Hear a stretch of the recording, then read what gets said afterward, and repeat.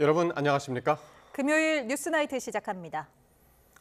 이재명 대통령이 다음 주 아세안 플러스 3 정상회의에 이어서 경주 에이펙까지 숨가쁜 다자 외교 일정에 들어갑니다. 미국과 중국, 일본 등 주요국 정상과 양자회담도 잇따라 진행할 예정입니다. 첫 소식 강진원 기자의 보도입니다. 이재명 대통령이 동남아시아 국가연합과 한중일 3국 정상이 모이는 아세안 플러스 3 회의 등에 참석하기 위해 오는 26일 말레이시아 쿠알라룸푸르로 출국합니다. 도착 첫날 저녁 현지 동포들을 만난 데 이어 이튿날인 27일엔 훈 마네트 캄보디아 총리와 정상회담을 엽니다. 최근 우리 국민 대상 강력범죄로 우려가 커진 만큼 온라인 사기, 즉 스캠 범죄 대응 대책 등을 집중적으로 협의할 것으로 보입니다. 바로 이어 한 아세안과 아세안 플러스 3 정상회의, 말레이시아 총리와 양자회담까지 하루에 모두 소화한 뒤 곧바로 한국으로 돌아옵니다. 대통령님은 이어지는 경주 에이펙 정상회의 준비를 위해서 27일 오후에 귀국길에 오를 예정입니다. 아시아태평양 경제협력체의 성격상 무역 등 경제 관련 사안이 주로 다뤄질 경주 에이펙 정상회의는 오는 31일부터 다음 달 1일까지 이틀 동안 열립니다. 이와 별개로 관심이 쏠리는 건 에이펙을 계기로 잇따라 성사된 주요국 정상과의 회담입니다. 우선 눈에 띄는 건 오는 29일 국빈 방한하는 트럼프 미국 대통령과의 두 번째 한미 정상회담입니다. 현금 투자 비율 등 관세 협상 핵심 쟁점을 놓고 정상 간 담판이 이뤄질지 주목됩니다. 미국과는 역대 최단 기간 내에 정상 간 상호 방문을 완성하고 30일엔 역시 국빈 자격으로 한국에 오는 시진핑 중국 국가주석과 트럼프 대통령의 미중 정상회담이 개최됩니다. 관세와 첨단 기술, 군사 분야 등에서 건건이 부딪히는 빅2 정상의 대면인 만큼 한국을 넘어 세계의 시선이 집중돼 있습니다. 아직 확정되진 않았지만 같은 날 이 대통령은 다카이치 사나의 신임 일본 총리와 첫 회담을 열고 양국 간 협력 필요성에 대한 의견을 나눌 수 있습니다. 이 대통령은 에이펙 본회의 마지막 날인 다음 달 1일엔 시진핑 주석과 만나 소원했던 한중 관계 복원 방안 등을 논의할 것으로 예상됩니다. 경주 에이펙 기간 또 다른 외교 이벤트로 주목받고 있는 북미 정상회담 개최 여부에 대해 대통령실은 새로운 움직임은 없다며 가능성을 여전히 낮게 보고 있습니다. YTN 강준원입니다. 김용범 정책실장이 미국에서 추가 관세 협의를 마치고 돌아와 양측의 입장이 팽팽히 맞서고 있다고 밝혔습니다. 다음 주 에이펙을 계기로 한 한미 정상회의 전까지 합의에 도달하기가 쉽지 않아 보입니다. 정인용 기자입니다. 김용범 대통령실 정책실장과 김정관 산업통상부 장관이 우박 3일 일정으로 미국에서 관세 협상 후속 협의를 마치고 귀국했습니다. 김 실장은 협상의 진전을 언급하면서도 핵심 쟁점에서는 입장이 팽팽하게 대립하는 상황이 지속되고 있다고 말했습니다. 다음 주 에이펙을 계기로 열리는 한미 정상회담 때까지 협상이 타결되긴 쉽지 않다는 전망도 내놨습니다. 에이펙 계기 타결을 기대한다 그러면 갈 길이 멀고 그런 상황인데 협상이라는 것이 막판에 또 급진전되기도 하기 때문에 끝까지 노력을 하겠습니다. 협상단은 양국 간 의견이 표출된 지점을 공개하지 않았지만 관세율 인하를 대가로 우리 측이 약속했던 3,500억 달러 대미 투자 패키지 현금 직접 투자 비율이 우선 쟁점으로 거론됩니다. 미 측은 상당 부분 현금 투자를 압박하는 반면 우리 측은 직접 투자 비중을 낮추고 자금 조달 기간도 늘리는 방안을 고수해 이견이 좁혀지지 않고 있다는 추측이 나오고 있는 겁니다.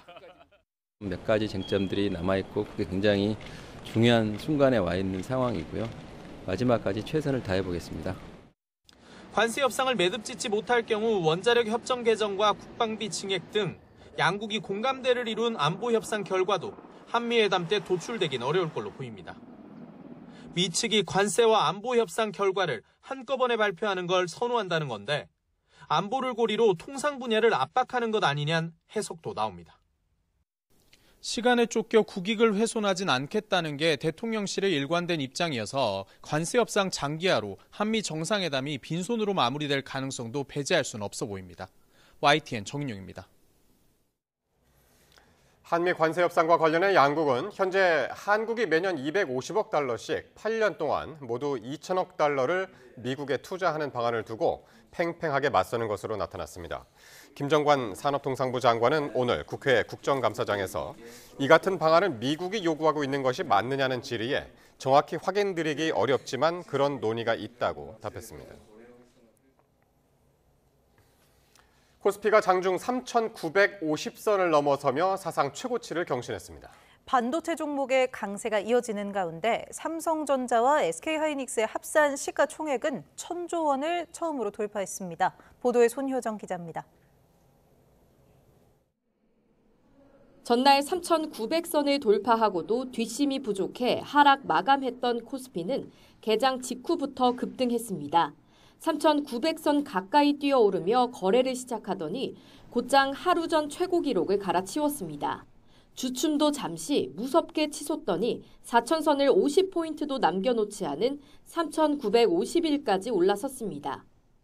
코스피는 전날보다 2.5% 오른 3,941.59로 마감하며 장중 종가 기준 최고치를 모두 새로 썼습니다. 기관의 매수세가 지수 상승을 이끌었습니다. 기관은 1조 4천억 원, 외국인은 5천억 원 넘는 주식을 사들인 사이 개인은 홀로 2조 원 넘게 팔아치우며 차익 실현에 나섰습니다. 미국 기술주 훈풍에 반도체 대장주의 강세 역시 견고했습니다. 삼성전자는 한때 9만 9천 원까지 오르며 10만 전자에 바짝 다가섰고 SK하이닉스는 6% 넘게 오르며 51만 원대에 안착했습니다. 두 반도체 투톱이 덩치를 키워나가면서 합산 시가총액은 사상 처음으로 1,000조 원을 넘어섰습니다. 단기적으로 기술적인 어떤 과열은 맞긴 한데 주가에 어떤 거품이 껴있다라고 볼 수는 없을 것 같고 그거보다는 이 이익 전망치 상향 조정이 과연 내년에 현실화될 수 있을 것인지. 코스닥 지수도 1% 넘게 올라 883으로 마감했습니다. 1,440원을 넘어섰던 원달러 환율은 외국인의 증시 순매수 등에 힘입어 오후 3시 반 기준 전장보다 2.5원 떨어진 1,437.1원을 기록했습니다. 다만 다음 주에는 에이펙과 한미, 미중 정상회담 등 외교 이벤트에 더해 미 연준의 금리 결정, 주요 기업들의 실적 발표까지 줄줄이 대기하고 있습니다. 국내외 굵직한 변수들이 맞물리며 증시 향방을 가를 한 주가 될 전망입니다. YTN 손효정입니다. 관봉권 띠지 분실과 또 쿠팡 사건 불기소 외압 의혹 수사를 상설특검이 맡게 될 것으로 보입니다. 정성호 장관은 검찰의 제 식구 감싸기 의심을 해소하기 위한 결정이라고 설명했습니다. 김영수 기자가 보도합니다. 법무부가 검찰 내부를 겨냥한 상설특검을 가동합니다. 건진법사 수사 과정에서 발견된 관봉권의 띠지가 분실된 의혹과 현직 부장검사 폭로로 논란이 된 쿠팡 불기소 외압 사건을 상설특검 손에 맡기기로 했습니다. 앞서 대검은 관봉권 띠지 분실에 고의가 없었다는 감찰 내용을 법무부에 전달했습니다. 법무부는 검찰이 충실히 경위를 파악했지만 여전히 대부분의 의혹이 해소되지 않고 논란이 계속되고 있다고 판단했습니다. 대상자가 검사이기 때문에 결국 제 식구 감사하기 측면이 있지 않겠나 이런 의심을 갖다 거두기가 쉽지 않지 않겠습니까? 지난달 이재명 대통령은 띠지 분실 의혹에 대해 특검 수사 필요성을 강조한 걸로 알려졌고 최근 참모회의에서는 공개적으로 사정기관의 사건 조작을 언급해 쿠팡 관련 사건을 지적했다는 해석이 나오기도 했습니다. 상설특검 임명은 관련법에 따라 법무부 차관과 법원행정처 차장을 포함해 7명으로 구성되는 추천위원회가 후보자 2명을 추려 대통령에게 추천하는 절차를 거칩니다. 윤석열 전 대통령 부부를 겨냥한 3개 특검과 달리 상설특검의 경우 특검보는 2명, 파견검사는 5명으로 규모도 제한됩니다. 또 준비기간 20일을 제외하고 한 차례 연장을 포함해 최대 90일까지 수사할 수 있습니다. YTN 김영수입니다. 최상병 특검이 청구한 구속영장이 잇따라 법원에서 기각되자 민주당이 다시 사법부에 대한 압박의 고삐를 쥐고 있습니다. 조희대 대법원장의 사퇴를 거듭 요구하면서 잘못된 판결을 하면 처벌하는 이 법 왜곡죄를 시급히 처리하겠다고 예고했습니다. 윤홍성 기자가 보도합니다. 임성근 전 해병대 1사단장을 제외한 최해병 순직 사건 나머지 피의자들의 구속영장이 줄줄이 기각되자 민주당의 관역은 다시 사법부를 향했습니다. 정청래 대표는 말맞추기와 증거인멸 우려가 큰 상황에서 사건 관련자들을 풀어주는 건 납득하기 어려운 판결이라고 비판했습니다. 이어 사법부 독립을 외치는 조희대 대법원장은 왜 완전히 장악될 수 있었던 비상계엄 때는 침묵했느냐며 거취 결단을 재차 압박했습니다. 12.3 비상계엄 때 침묵하고 내란이 진압되자 사법부 독립운동하는 걸 보니 참 비겁한 기회주의자 같습니다. 알아서 처신하시기 바랍니다. 민주당 현역 의원 가운데 처음으로 대법원장 탄핵 주장도 나왔습니다. 조희대부터 탄핵을 하고 수사를 해야 돼요. 사법부 싹을 잘라야 돼요. 민주당은 검사든 판사든 법을 잘못 적용했다면 처벌해야 한다며 법 왜곡죄 추진도 거듭 강조했습니다. 그러자 국민의힘 장동혁 대표는 법 왜곡죄로 가장 먼저 처벌받을 사람은 3대 특검의 특별검사들이라고 반박했습니다. 특히 최상병 사건 수사 외압 의혹 당사자들의 영장이 기각된 건 그동안의 민주당 공격이 허상임이 드러난 거라고 주장했습니다. 수사 외압과 관련된 사람은 단 한 명도 영장이 발부되지 않았습니다. 그렇다면 왜 이 특검을 시작한 것입니까? 국민의힘은 김건희 특검 조사를 받다 숨진 양평 공무원처럼 회유와 강압수사 피해를 호소하는 제보가 들어온다고 으름장도 놨습니다. 다른 분도 완전히 동일한 회유와 강압으로 지금 정신병에 가까운 트라우마를 겪고 계신 분이 제보가 들어와 있습니다. 삼권 분립 논란을 의식한 듯 민주당은 대법원장 탄핵 주장이 지도부 입장은 아니라고 선을 그었습니다. 하지만 당대표가 연일 사퇴를 압박하면서 이미 결론은 정해진 것 아니냐는 시선도 적지 않습니다. YTN 윤홍성입니다.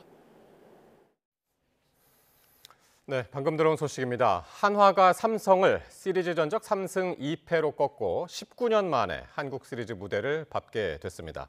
한화는 대전 한화생명 볼파크에서 열린 플레이오프 5차전에서 선발 폰세의 5이닝 1실점 호투와 득점 기회마다 터진 중심 타선의 활약을 앞세워 삼성을 11대 2로 꺾었습니다. 한화의 클린업 트리오 문현빈과 노시환, 최은성은 안타 10개와 9타점을 합작하면서 중심 타선의 역할을 완벽하게 해냈습니다. 폰세는 5회까지 삼진 9개를 잡아내며 비자책 1실점으로 가장 중요한 5차전에서 승리 투수가 됐습니다.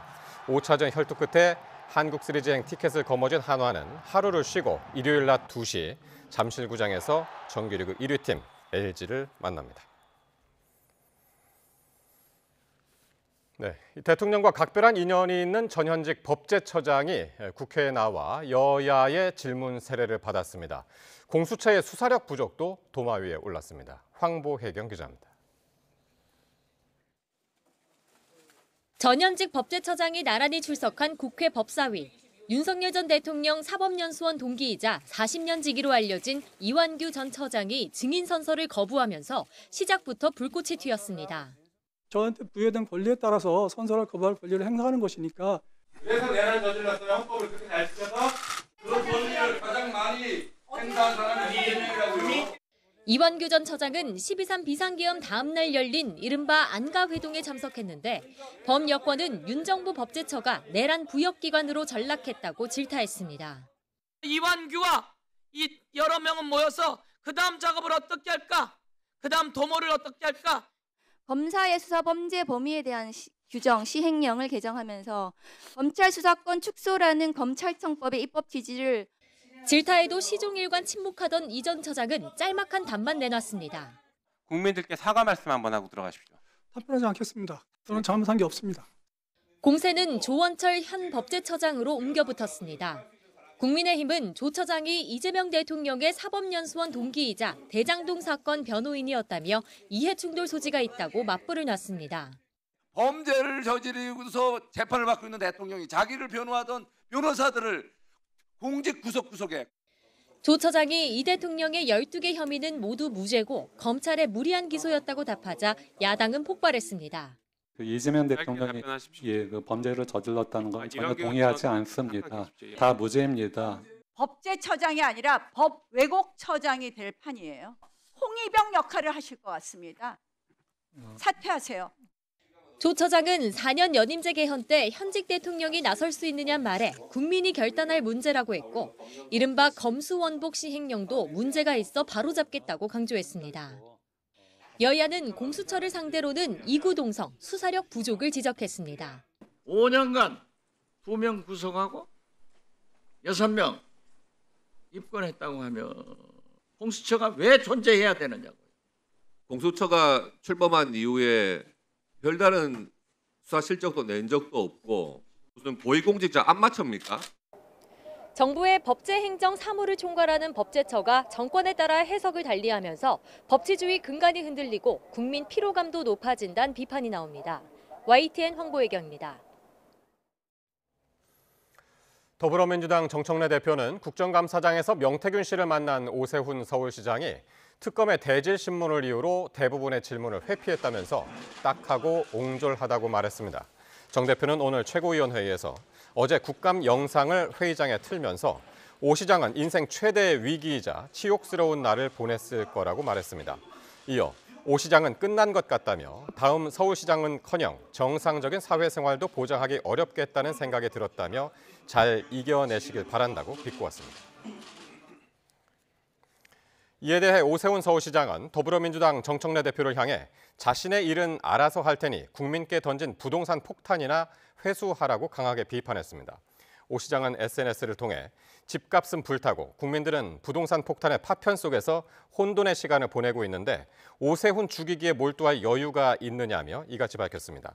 이와 함께 서울시는 마른 수건 쥐어짜듯 재건축 재개발 속도를 높여왔지만 정부의 규제 폭탄 한 방에 엔진이 꺼질 위기인데 여당인 민주당은 부동산 폭탄을 어떻게 수습할 것인지에 대해 입을 닫았다고 꼬집었습니다. 김건희 씨의 재판에서 김 씨와 대면한 건진법사 전성배 씨가 통일교회 선물을 건넨 사실을 직접 인정했습니다. 종교인이라서 계속 거짓말을 할 수 없었다고 주장했습니다. 이준엽 기자가 보도합니다. 건진법사 전성배 씨가 수사기관에서의 주장을 뒤집고 통일교 선물인 샤넬 가방과 그라프 목걸이를 모두 김건희 씨에게 전달했다고 시인했습니다. 최근 보관만 했다거나 잃어버렸다던 물건들을 돌연 김건희 특검에 제출한 뒤 재판에서도 변한 태도를 이어간 겁니다. 전 씨는 처남을 시켜 최측근인 유경옥 전 대통령실 행정관에 통해 선물을 전달했고 전달 사실은 김 씨에게 직접 들었다고 말했습니다.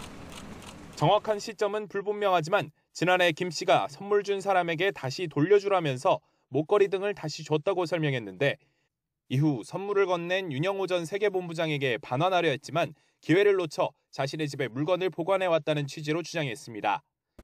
정반대로 바뀐 진술에 대해 전 씨는 수사 과정에서는 거짓말을 했다고도 인정했습니다. 김 씨가 시켰느냐는 물음엔 내 재판에서 말하겠다며 답을 피했습니다. 대신 진술 번복의 계기에 대해 재판부에서만큼은 진실을 이야기하는 게 맞겠다고 생각해서라고 말했습니다.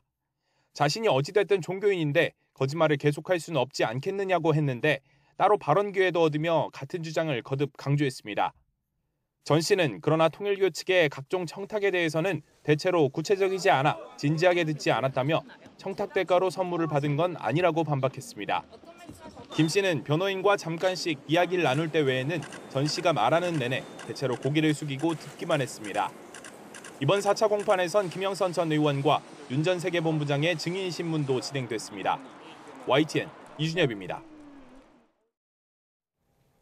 박성재 전 법무부 장관을 수사하는 조은석 특검팀이 법무부 추가 압수수색에 나섰습니다. 내란 특검은 오늘 박 전 장관의 구치소 수용 공간 확보 지시 의혹과 관련해 법무부 분류심사과 등에 대한 압수수색을 진행하고 있습니다. 특검은 계엄 당시 법무부 분류심사과에서 가석방 관련 문건을 만들었다는 내용의 진술을 확보하고 관련 수사에 나선 걸로 알려졌습니다. 윤석열 전 대통령이 내란 우두머리 혐의 재판에 16차례 연속으로 출석하지 않았습니다. 서울중앙지방법원은 오늘 윤석열 전 대통령의 내란 우두머리 혐의 사건 공판을 열었습니다. 윤 전 대통령 측은 잦은 재판 일정으로 굶거나 식사를 못하는 경우가 반복되면 혈당이 급변해 망막을 불안정하게 해 실명의 위험이 있는 상황이라면서 불출석 사유를 밝혔습니다. 재판부는 형사소송법에 따라 불출석 상태에서 재판을 진행하는데 불이익은 피고인이 부담해야 한다고 강조했습니다. 11호 부동산 대책 발표 이후 연일 총공세를 펴는 국민의힘은 서울 상계동 재개발 현장을 찾아 성난 민심을 공략했습니다. 이딴 실언으로 골머리를 앓고 있는 민주당은 조용히 튼튼히 정부를 지원하겠다며 내부 입단속에 나섰습니다. 보도에 박정현 기자입니다. 차 한 대 다니기도 좁은 주택가 골목길, 뒤편 신축 아파트 단지와는 딴 세상입니다. 국민의힘 부동산 특위는 서울시와 함께 상계동 재개발 구역에서 첫 현장 회의를 열었습니다. 특위 위원장을 자처한 장동혁 대표, 재정비가 시급한 이곳마저 규제 지역으로 묶여 주민들 시름만 깊어지고 있다며 여권 내 내로남불을 이렇게 저격했습니다. 접시까지 다 삼켜놓고 국민들을 향해서는 집 한 채 내 집 마련조차 죄악이라고 손가락질하는 그런 국토부 차관을 비롯한 관련 공무원부터 즉각 경질하는 것이. 오세훈 서울시장은 지난 4년 씨를 뿌려 이제 줄기가 올라왔는데 이재명 정부가 제초제까지 뿌렸다며 토어제를 부각했습니다. 국민의힘은 서울을 시작으로 수도권과 부산, 대구 등 전국을 돌며 부동산 민심을 청취하고 자체적인 대안 마련에 착수한다는 계획입니다. 반면 민주당 투톱은 역시나 부동산 언급이 일절 없었는데 대변인 입을 통해 조용히 또 튼튼히 정부 정책을 뒷받침하겠다고 밝혔습니다. 과도한 조언이 불안을 조장한다고 야당에 날을 세우면서도 괜한 정치 공세에 휘말리지 말자며 사실상 함구령도 내렸습니다. 혼이 나고 있는 부분도 따지고 보면 국민의힘의 정치 공세에 과도한 설명으로 방어하려다가 생기는 일일 수 있습니다. 정부의 정책을 든든하게 뒷받침하겠다라는 기조. 다만 유튜브로 2분 사과에 나선 이상경 국토차관에 대해선 당내 사퇴론도 좀처럼 잦아들지 않고 있습니다. 하지만 우려와 달리 한국갤럽 여론조사에서 민주당은 한 달여만 40%대 지지율을 회복했는데 부동산 정책에 대해선 부정평가가 우세한 만큼 일단은 표정 관리를 하는 모습입니다. 재건축 초과이익 환수제 추진을 두곤 민주당은 당내 TF를 중심으로 논의하겠다며 말을 아꼈는데 국민의힘은 이번 정기국회에서 여야 합의로 처리하자고 제안했습니다. YTN 박정현입니다. 이재명 대통령은 수도권 집값 문제가 계속 시정되지 않으면 일본처럼 언젠가 잃어버린 30년이 시작될 거라고 지적했습니다. 이 대통령은 대구 엑스코에서 열린 타운홀 미팅에 참석해 부동산 문제를 해결하기 위해서라도 지역 균형 발전은 정말 중요한 과제라며 이같이 말했습니다. 또 박정희 전 대통령의 경제발전 공적과 함께 재벌 체제, 수도권 집중 등의 부작용을 언급한 뒤 한때 효율적이더라도 이제 한계가 드러난 거라며 그때의 정책이 잘못됐다는 게 아니라 새 시대에는 새 길을 찾아야 한다는 것이라고 강조했습니다. 요즘 가을 날씨가 참 변덕스럽죠. 주말인 내일까지 늦가을 날씨가 이어지다가 일요일 밤부터는 다시 추워집니다. 다음 주부터 서울의 체감온도는 영하로 떨어지고 강원 산간에는 첫 한파특보까지 내려질 가능성이 있습니다. 정혜윤 기자의 보도입니다. 마치 롤러코스터를 탄 듯 날씨 변화가 큰 요즘, 이번 주말과 휴일을 지나 다음 주까지 계절이 또다시 가을과 겨울을 넘나들 것으로 보입니다. 특히 이번 주보다 더 강한 한기가 우리나라로 밀려와 체감온도를 떨어뜨릴 전망입니다. 기상청은 다음 주 경기와 강원 내륙은 물론 서울도 체감온도가 영하로 떨어지고 강원 산간에는 올가을 들어 처음으로 한파특보가 내려질 수도 있다고 밝혔습니다. 지난해보다는 닷새가량 늦은 수준입니다. 이제 27일과 28일에 기온이 굉장히 크게 떨어지면서 강한 추위와 강한 바람이 예상이 되고 강원 산지를 중심으로는 한파특보 발표될 수 있는 가능성까지 있기 때문에 추위에 대한 대비는 필요하겠습니다. 찬바람이 강해지는 일요일부터는 서해상에서 해기차에 의해 구름대가 발달하면서 해안가를 중심으로 비가 내릴 것으로 예상됩니다. 기온이 뚝 떨어지는 월요일과 화요일에는 찬바람이 강하게 불면서 내륙 곳곳에 서리가 내리고 얼음이 만들어질 가능성이 있습니다. 초기에 북쪽으로부터 찬 공기가 내려앉기 때문에 강한 바람이 수반이 되게 되고요. 이때가 바람이 굉장히 강하게 불게 됩니다. 이제 월요일, 화요일도 기온이 많이 내려가겠지만 26일부터 시작되는 기온 하강에 의해서 바람이 굉장히 강하게 불 것으로 예상이 되고요. 다만 이번 추위는 주 후반 평년 기온을 회복하며 누그러들 것으로 보여 오래가진 않겠습니다. 기상청은 계절의 시계가 늦가을에서 겨울로 바뀌는 과정에서 당분간 찬 공기가 자주 내려와 기온 변화가 큰 날씨가 예상된다며 변덕스러운 날씨에 건강 관리가 중요하다고 당부했습니다. YTN 정혜윤입니다.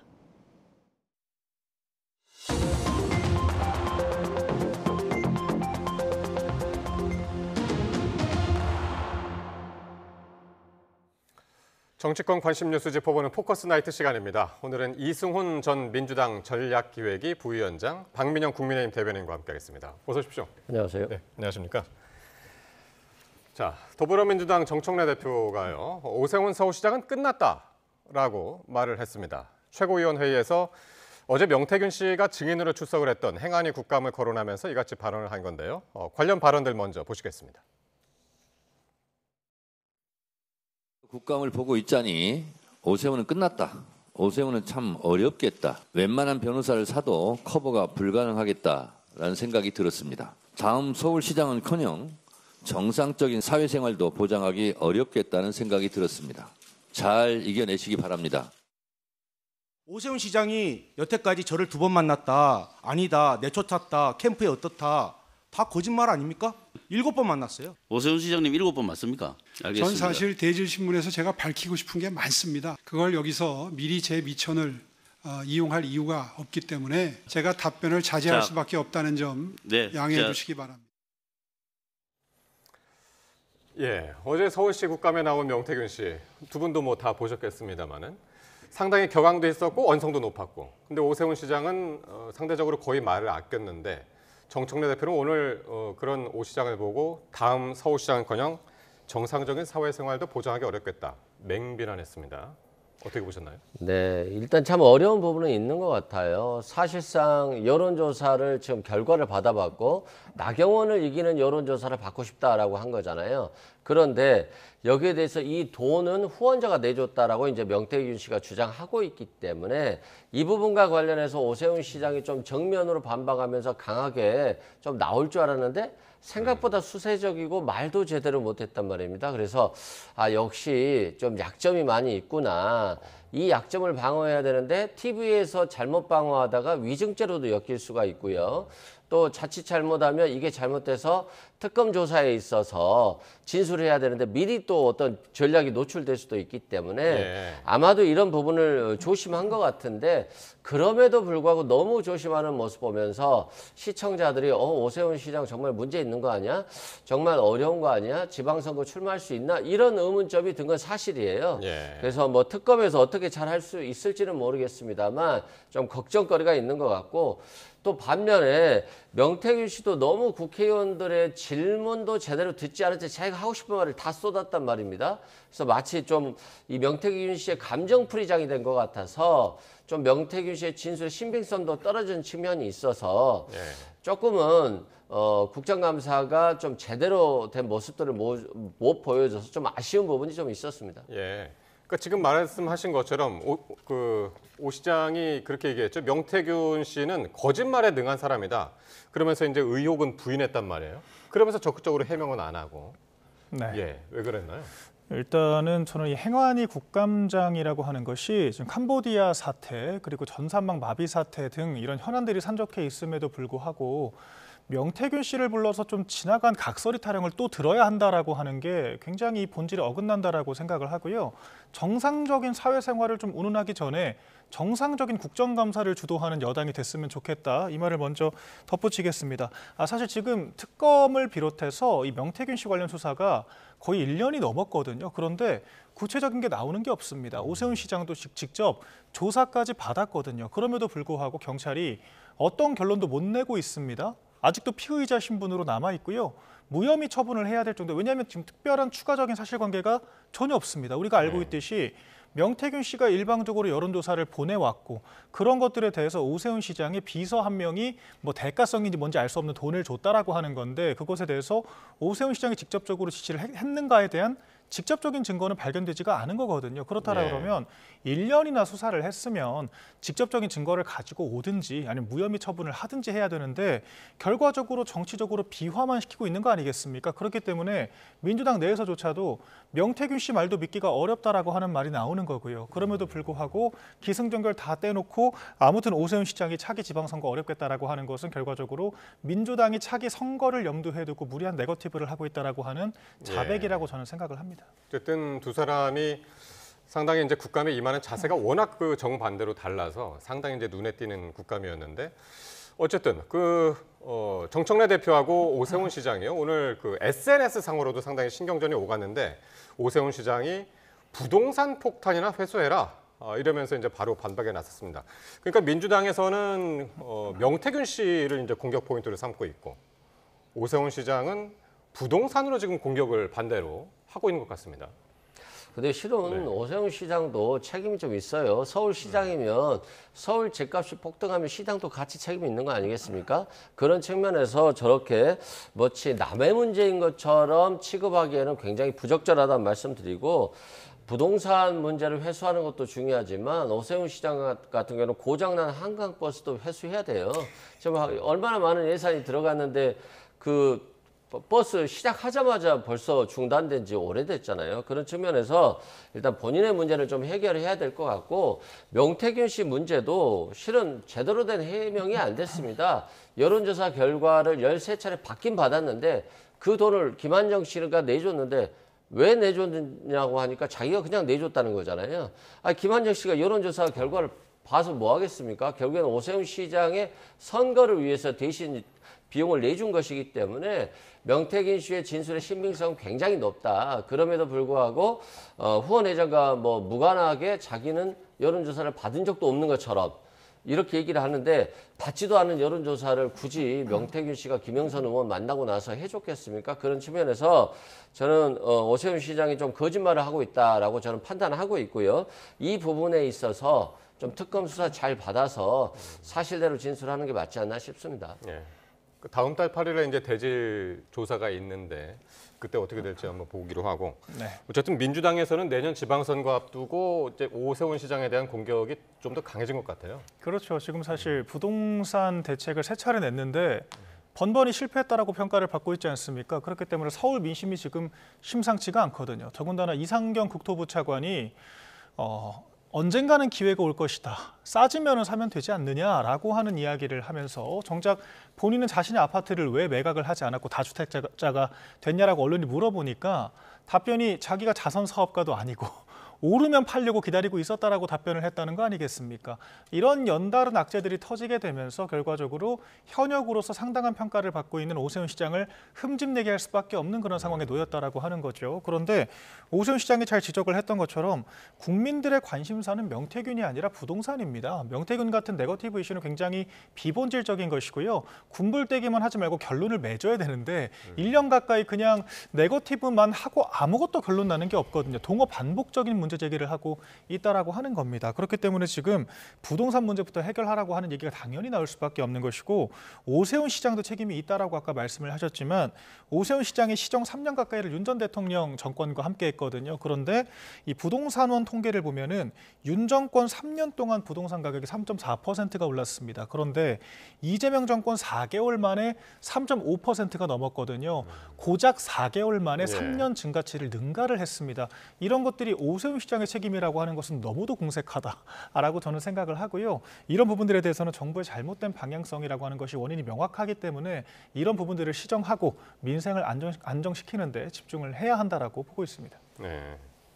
근데 오늘 국민의힘 지도부하고 오세훈 시장이 같이 서울 상계동에 같이 갔었죠. 재정비 촉진구역 일대를 이제 함께 돌아다녔는데 맞습니다. 그러면서 장 대표가 국민의힘과 서울시랑 원팀이다. 그렇게 이제 강조하기도 했습니다만은 여기는 왜 간 겁니까? 일단은 말씀하신 것처럼 재정비 촉진 구역 일대라고 하는 거잖아요. 결과적으로 부동산 과열 문제를 해결하기 위해서는 공급 측면의 문제가 해결돼야 됩니다. 그렇기 때문에 대안을 제시하고자 하는 건데 지금 공급이 되지 않는 여러 가지 이유가 있거든요. 뭐 재초환이라고 해서 초과 이익을 환수를 해버리기 때문에 의사결정이 늦어지는 측면이 있고 또 지금 단가가 안 맞습니다. 더군다나 지금 통화량이 너무 늘어나면서 물가가 늘어나니까 덩달아 공사비도 늘어나거든요. 그렇기 때문에 지금 민간 건설사들은 건축이 올 스톱된 상태입니다. 허가가 난다라고 하더라도 단가가 맞지 않아서 민간 건설사가 참여하지를 못하고 심지어는 분양가 상한제까지 걸려 있거든요. 그렇기 때문에 너무도 많은 공급 악재들이 산적해 있습니다. 그리고 지금 정부도 그걸 잘 알기 때문에 민간 공급은 못한다라고 단정을 지어버렸어요. 그 97 대책을 보시면은요, LH가 공급을 하겠다라고 되어 있거든요. 그 대다수도 2030년, 그러니까 이 정권의 임기 말쯤 돼서 첫 삽을 뜨겠다라고 이야기를 하고 있습니다. 그 말은즉슨 5년 동안 실질적인 공급이 없다라고 하는 거거든요. 매도 물량이 묶여 있으면은 아무리 이 수요를 규제를 한다라고 해도 집값이 잡힐 수가 없습니다. 공급이 없다라고 생각을 하면 올라갈 수밖에 없다라고 생각을 하는 거거든요. 그러니까 지금 이 정권의 핵심적인 의사결정 관계자들도 집을 파는 것이 아니라 자녀에게 양도를 해주고 시세가 오를 때까지 기다리겠다라고 하는 거 아니겠습니까? 그러니까 이런 상황에서 저희가 야당으로서 대안을 제시할 수 있는 가장 적확한 방법은 공급 측면에서 애로사항을 해결을 해주는 거라고 생각을 하고요. 그 가장 상징적인 지역에 저희가 직접 방문을 해서 여러 이야기를 나눴다라고 보시면 될 것 같습니다. 근데 뭐 참 이해가 좀 안 되는데요. 부동산 공급 대책을 세우면 부동산은 5년이나 10년 후에 나오는 거잖아요. 뭐 빵 만드는 겁니까? 이재명 정부 들어서자마자 빵을 만드니까 바로 그 다음날 나오는 게 아니잖아요. 그럼 윤석열 정부 때부터 공급 대책이 있어야 되는 것이고 문재인 정부 때도 공급 대책이 있어야 되는 겁니다. 그래서 이 부동산 공급 대책은 굉장히 빠른 시일 내에 해결할 수 있는 문제는 아니다라고 말씀드리고요. 뭐 윤석열 정부에서 3.4% 부동산이 올랐는데 이재명 정부에서 벌써 3.5%다 뭐 비판하는데요. 아직 정부는 많이 남았기 때문에 부동산은 또 안정화를 찾으면 다시 낮아진다 말씀드리고 주가도 2,600포인트에서 3,900포인트까지 올랐잖아요. 그만큼 건전한 경제 시장은 생성되고 있는데 문제는 현금 유동성이라든가 금리 인하이기 때문에 이 경우에는 부동산이 좀 올라갈 위험성이 있어요.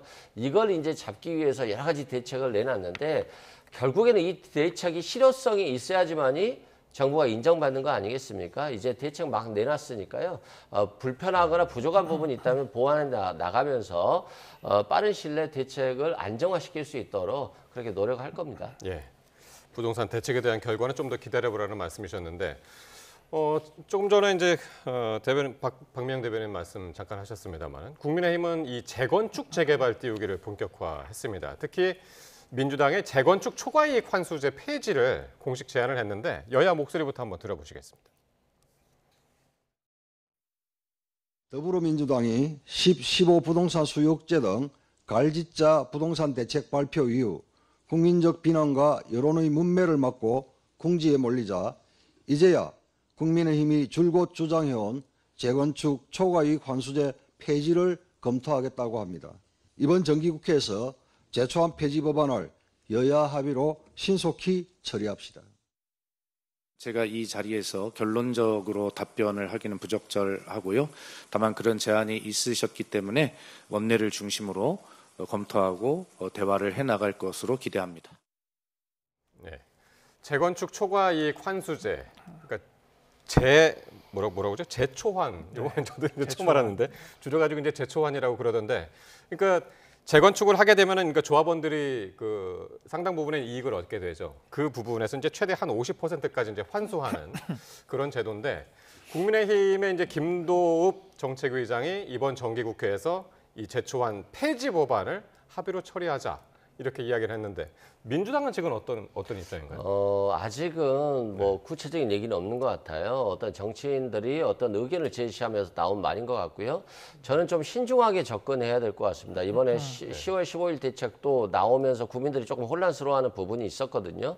그런 측면에서 아무리 국민에게 좋든 불편한 정책이든 지금 컨트롤 타워, 그러니까 대통령실에서 부동산 정책을 주관하고 있기 때문에 좀 꼼꼼히 의견을 정리한 다음에 발표를 해야 되는 것이지 어떤 의원 개인의 의견이 마치 민주당의 의견처럼 비춰지면 이게 또 굉장히 혼선으로 비춰질 수 있습니다. 예. 그래서 아직은 굉장히 심도 있게 생각을 해봐야 되는 부분인 것 같고요. 재건축 초과이익 환수제 같은 경우는 노무현 정부 때 생겨났기 때문에 굉장히 오래전부터 있었던 거예요. 네. 다만 이제 이 시행 과정에 있어서 굉장히 세율을 줄여줄거나 또는 세율을 잠시 유예하기도 했었는데요.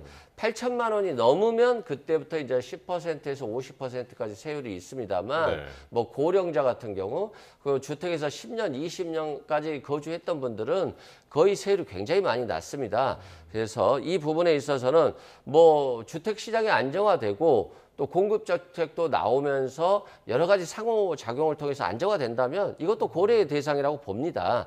다만 괜히 말 나왔다가 예. 정리가 안 되면 혼선으로 비춰지기 때문에 저는 대통령실과 정책 컨트롤 타워들이 심도 있게 결정을 한 다음에 발표를 하는 것이 맞지 의원 개개인이 얘기할 부분은 아닌 것 같다라고 말씀드립니다.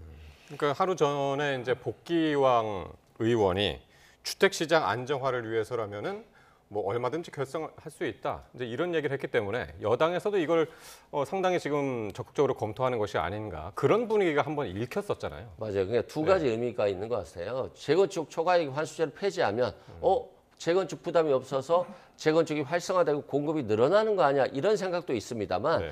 반대로 재건축 시장이 다시 또 오를 수 있는 부분이 있어요. 그래서 모든 정책에는 두 가지 의미를 갖고 있기 때문에 예. 더욱더 신중해야 되고 오늘 정부에서 기존의 대출, 주택담보대출을 받은 것에 대해서 대환대출을 하는 경우에는 그대로 담보대출 비율을 그대로 유지하기로 했거든요. 그 정책을 변경해서 기존에 7억을 대출 받았으면 7억만큼은 이자율이 낮은 곳으로 은행을 바꿀 수 있도록 해줬기 때문에 예. 이런 잘못되거나 불편한 부분들에 있어서는 바로 그때그때 개선하는 부분들도 정부가 해야 될 부분인 것 같습니다. 예.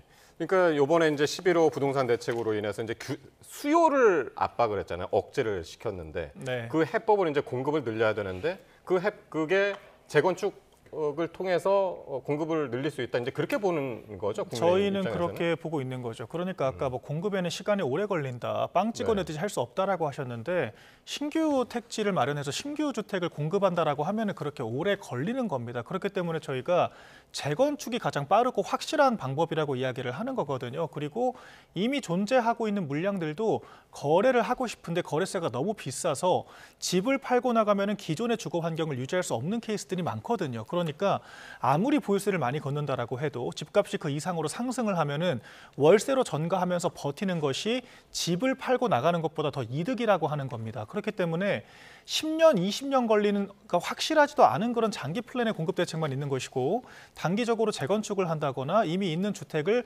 거래세를 낮춰주는 등의 방식으로 거래 활성화되게 만드는 그런 식의 대책은 전혀 강구하고 있지 않다라고 하는 게 저희 국민의힘의 지적인 거거든요. 그렇기 때문에 공급이 없는 상태에서 그 수요 물량만 잡는다라고 해서 과연 집값이 잡히겠는가? 예. 그러니까 주택이 공급이 안 나온다라고 해서 실수요자들이 없어지는 건 아니지 않습니까? 모두가 집은 필요로 하는 것이거든요. 그렇기 때문에 지금 민주당의 접근이 대단히 안타깝다라고 하는 것이고요. 문진석 의원이 이 재초환 폐지에 대해서 이렇게 이야기를 했더라고요. 부자들만 이득 보는 것 아니냐라고 이야기를 했다는 건데, 그러니까 우리가 이 사회 이 도시 계획을 하다 보면은 누군가는 이득을 보기도 하고요, 누군가는 손해를 보기도 합니다. 그런데 민주당이 이런 부자와 서민을 이분법적으로 나누는 이념적인 정책을 하다 보니까 결과적으로 시공업체들도 돈이 안 돼서 건설에 참여를 안 한다라고 하는 겁니다. 그러니까 그 정도로 지금 유인 구조가 왜곡돼 있기 때문에 단기적으로 공급할 수 있는 수단이 다 묶여 있다라고 하는 거거든요.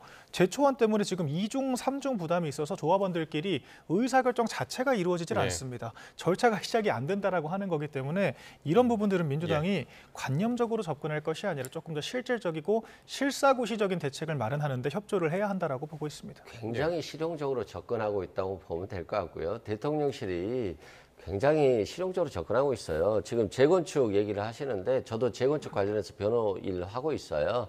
재건축 하면요 10년 걸려요. 신규 택지도 오래 걸리지만 재건축도 마찬가지입니다. 조합원들의 의사를 모아야 되고 70% 이상의 의견을 모아야 되고 그리고 나서도 조합원들의 의견이 다르고 시공사라든가 여러 가지 선정 문제가 있어서 10년이 걸리기 때문에 그렇게 간단한 문제는 아니고요.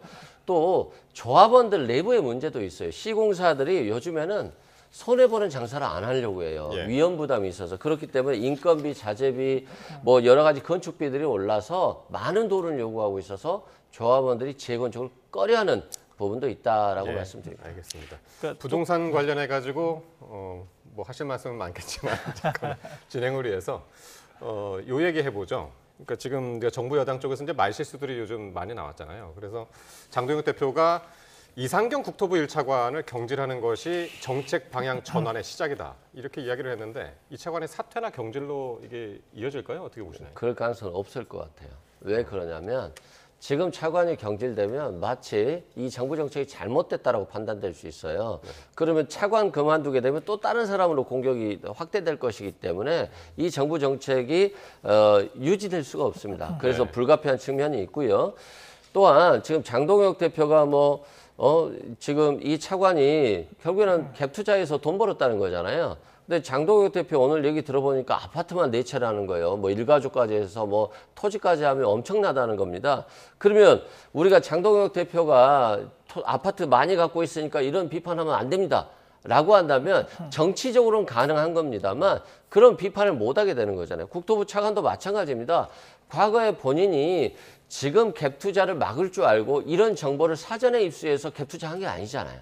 1년 전에 갭 투자를 했고 그래서 아파트가 올랐는데 지금 이걸 정상화해보자는 것이고 이 차관도 실은 뭐 말실수한 거죠. 국민들 입장에서 보면 지금 막 사야 될 사람이다 갑자기 이것 때문에 못 살 수도 있는데 네. 그럼에도 불구하고 뭐 집값 안정되면 사면 되지 않냐라고 하는 것이 말 자체는 잘못한 건 아니다라고 말씀드립니다. 네, 좀 반론을 드리자면 뭐 4채를 가지고 있다 지적을 하셨는데 뭐 저희가 부동산 대책을 마련하면서 갭 투자를 악마화하고 투기라고 매도하는 상황도 아니지 않습니까? 저희가 그런 공격을 받을 이유도 없다라고 보지만 그 4채 다 지방에 있는 집들이거든요. 다 합쳐가지고 7억 원이 채 안 되는 걸로 전 알고 있습니다. 그렇기 때문에 똘똘한 한 채 30억이 넘는 그런 주택들을 강남에 보유하고 있으면서 15억 원이 넘는 갭 투자를 하고 있는 이런 주요 관계자들과 전혀 비교할 건수가 아니라고 저는 생각을 하고요.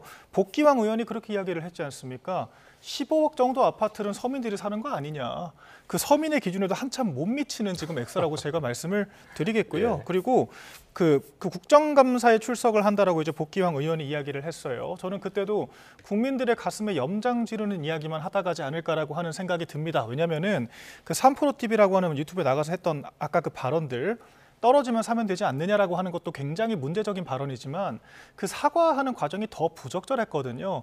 2분 남짓한 유튜브를 통해서 기자들도 없는 장소에서 혼자 그렇게 사과를 했다라고 하는 건데 그마저도 아내가 실거주를 하기 위해 샀다라고 하는 식의 책임 전가를 했거든요.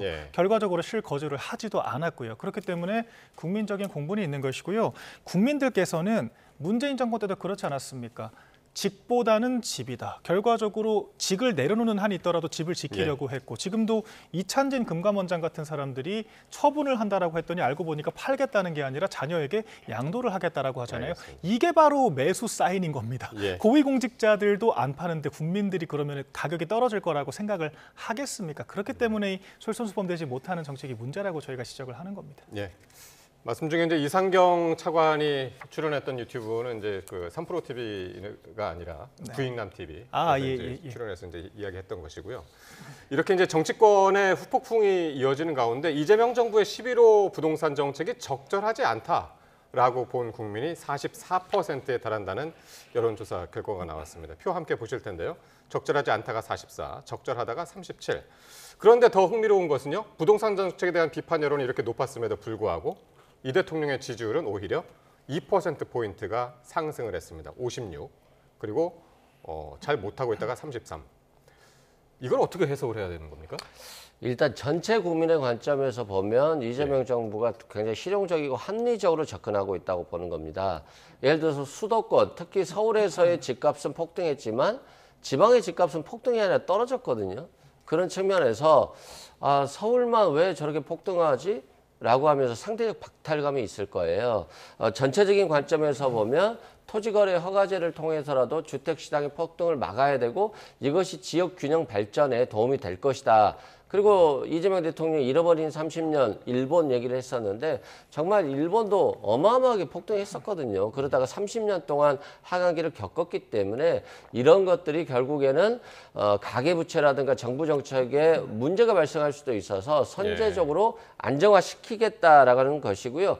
반대로 또 여기에 대한 비판적 시각도 적지 않다라고 봅니다. 특히 서울 같은 경우는 당장 토지를 주택을 팔려고 하면 이제 허가를 받아야 하는 측면이 있어요. 굉장히 번거로워졌고 또 대출이 어려워졌고 갭 투자, 그러니까 전세를 끼고 매입하는 것이 어려워졌기 때문에 막상 살려고 했던 사람에게는 불편함이 있습니다만 지금 이 시기가 좀 불편하더라도 지금 집값의 안정화가 꼭 필요한 시기이고 만약에 안정화된다라고 한다면 또 다시 공급 대책이라든가 이런 것들을 통해서 정부 정책은 또 변경될 수 있는 부분이기 때문에 지금 불편한 것들도 조금 감수해 주시면 부동산이 안정화될 가능성은 충분히 있다라고 말씀드립니다. 예, 조사를 한 갤럽에서는 이제 11호 대책이 현 시점에서 대통령 여당 인식을 뒤바꿀 정도로 강력하지 않다 이렇게 해석을 했습니다만은 지난주에 많은 분들이 이제 그 다음 주에 여론조사 결과가 나오면 분명히 부동산 대책에 대해서 그것이 이제 반영이 돼서 나올 것이다, 더 떨어질 것이다 이렇게 예상들을 했거든요. 뭐 제가 구체적인 언급은 어렵습니다만 네. 한국갤럽을 제외한 이번 주에 나온 모든 여론조사에서 일제히 하락을 했습니다. 그렇기 때문에 한국갤럽 조사가 혼자 튀었다라고 보는 것이 맞다라고 보여지고요. 저도 여론조사를 오래 공부하고 분석을 했지만 한국갤럽이 그렇게 신뢰도가 높은 조사가 아니라고 저는 개인적으로 평가를 합니다. 그렇기 때문에 다음 주에는 제자리를 찾아갈 것이라고 분석을 하고 있고요. 그와 전혀 별개로 지금 대통령의 지지율이 56%라고 나오지 않았습니까? 그럼에도 불구하고 부동산 정책에 대한 찬성은 37%로 나타났거든요. 그 말은 즉슨 대통령을 지지함에도 불구하고 부동산 대책은 잘못됐다라고 보는 분들이 이 표본 안에서도 20% 가까이 된다라고 하는 겁니다. 이게 유의미하다라고 하는 거거든요. 그러면은 이 15 대책이라고 하는 것이 장기화되고 이런 신뢰 상실과 이런 부적절한 발언들이 누적이 된다라고 하면은 결과적으로 37%라고 하는 더 낮은 지지율에 수렴될 수가 있다라고 하는 거거든요. 그렇기 때문에 정부 여당이 경각심을 느껴야 하지만 지금 당장은 이 이상경 차관 자체도 경질하지 않겠다라고 이야기를 할 정도로 방향성에 대해서 나이브하게 생각을 하고 있다라고 저는 보거든요. 그렇기 때문에 결과적으로 적절하지 않다라고 하는 저 지지층들이 더 압도하게 되는 순간들이 올 거라고 생각을 하고 그때 가서 방향성을 바꾼다라고 한들 이미 만시지탄이 될 수밖에 없다라고 하는 점을 유념해야 한다라고 봅니다. 박 대변인님, 그럼 이건 어떻게 보시나요? 지금 이제 당 지지율인데 민주당 지지율은 이제 43%로 회복이 됐거든요. 근데 국민의힘은 석 달째 20%대 중반에 지금 아주 완만하게 그냥 이어지고 있단 말이죠.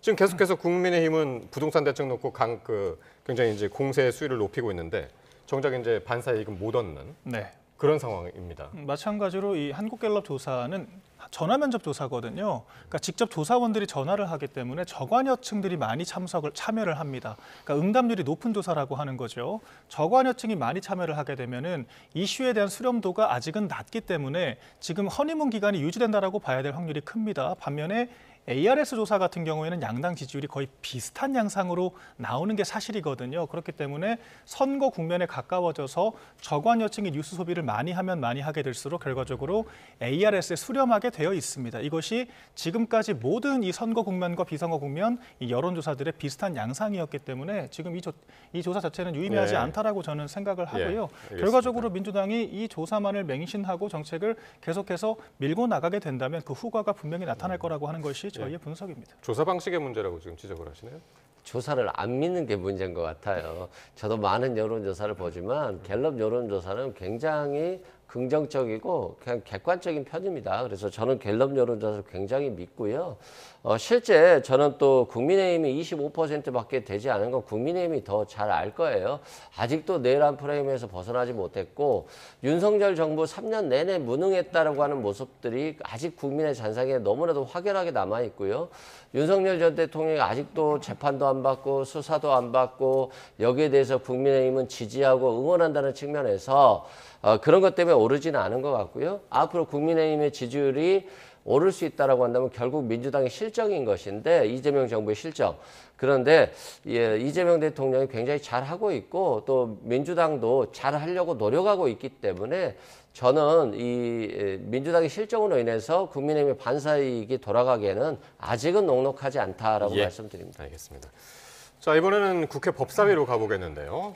법사위 국정감사에서 이 대통령 재판과 또 개헌 논의를 둘러싼 조원철 법제처장의 발언이 논란이 됐습니다. 직접 들어보시죠.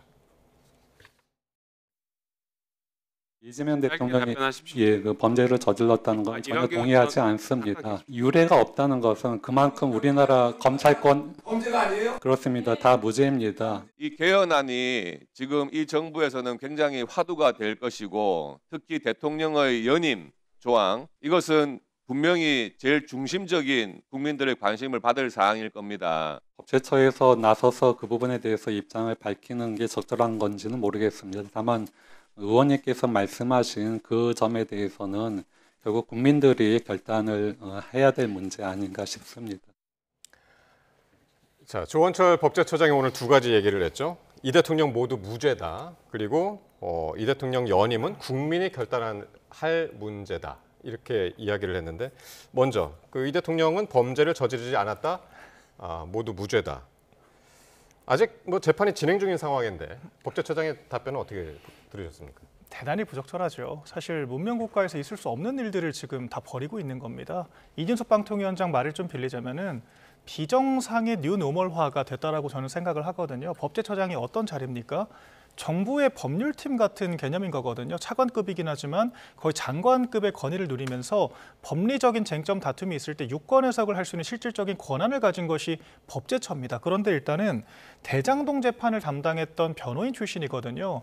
현재 진행 중인 재판을 담당하고 있는 변호인이 법제처장이 된다라고 하는 것 자체가 굉장히 이해충돌 소지가 있는데 우리 앵커께서 말씀하신 것처럼 저 재판 지금 진행 중인 상태에서 중단이 됐거든요. 공범들에 대한 재판은 지금도 계속 진행이 되고 있습니다. 그런데 진행 중인 재판에 대해서 정부의 법제처장이 무죄라고 단언을 한다라고 하는 거 정말 상상을 초월하는 일이거든요. 그리고 그 김현지 부속실장이 이 재판들도 다 보고를 받고 관리를 했다라고 지금 전해지고 있지 않습니까?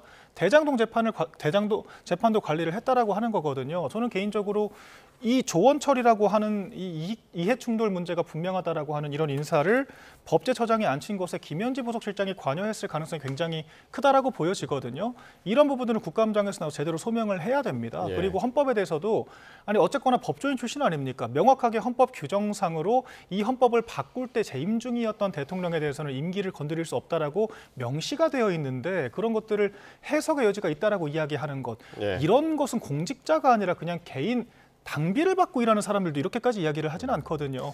대단히 부적절한 처사였다라고 생각을 합니다. 그래서 오늘 국민의힘에서는 넘지 말아야 할 선을 법제처장이 넘었다. 그러면서 즉각 사퇴를 촉구를 했는데 부위원장님. 저는 송원석 의원과 곽규택 의원이 넘지 말아야 될 선을 넘은 것 같아요.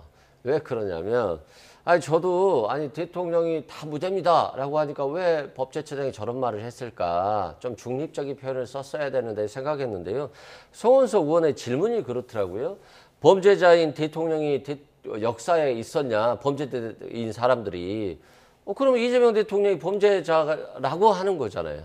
그럼 법제처장이 범죄자 아니라고 해야지 어떻게 대통령을 범죄자라고 합니까?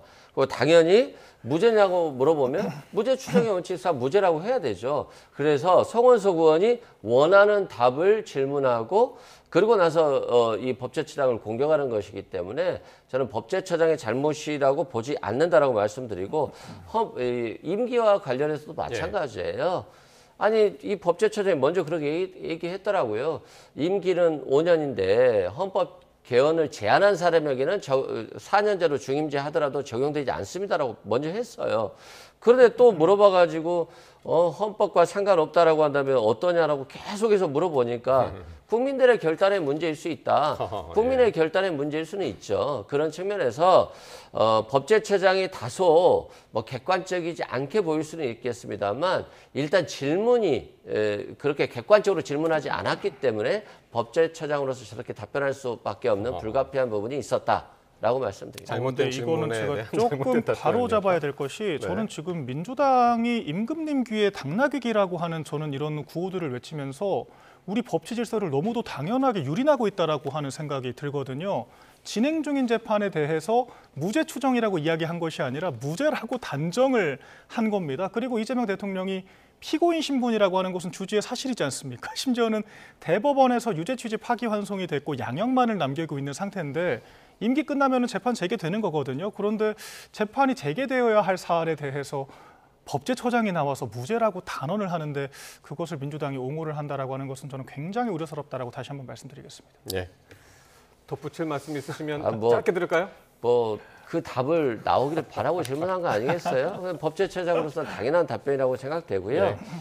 법제처장의 어떤 답변이 문제라고 생각한다면 질문자의 질문도 좀 더 품격 있게 했으면 좋겠다 생각이 듭니다. 예, 오늘 추미애 위원장도 법제처장에게 애매하게 해석의 여지를 남겨서 새로운 논란을 제공할 필요는 없다. 이렇게 얘기를 하기는 했습니다. 네, 여기까지 하겠습니다. 지금까지 이승훈 전 민주당 전략기획위 부위원장, 박민영 국민의힘 대변인과 함께했습니다. 고맙습니다.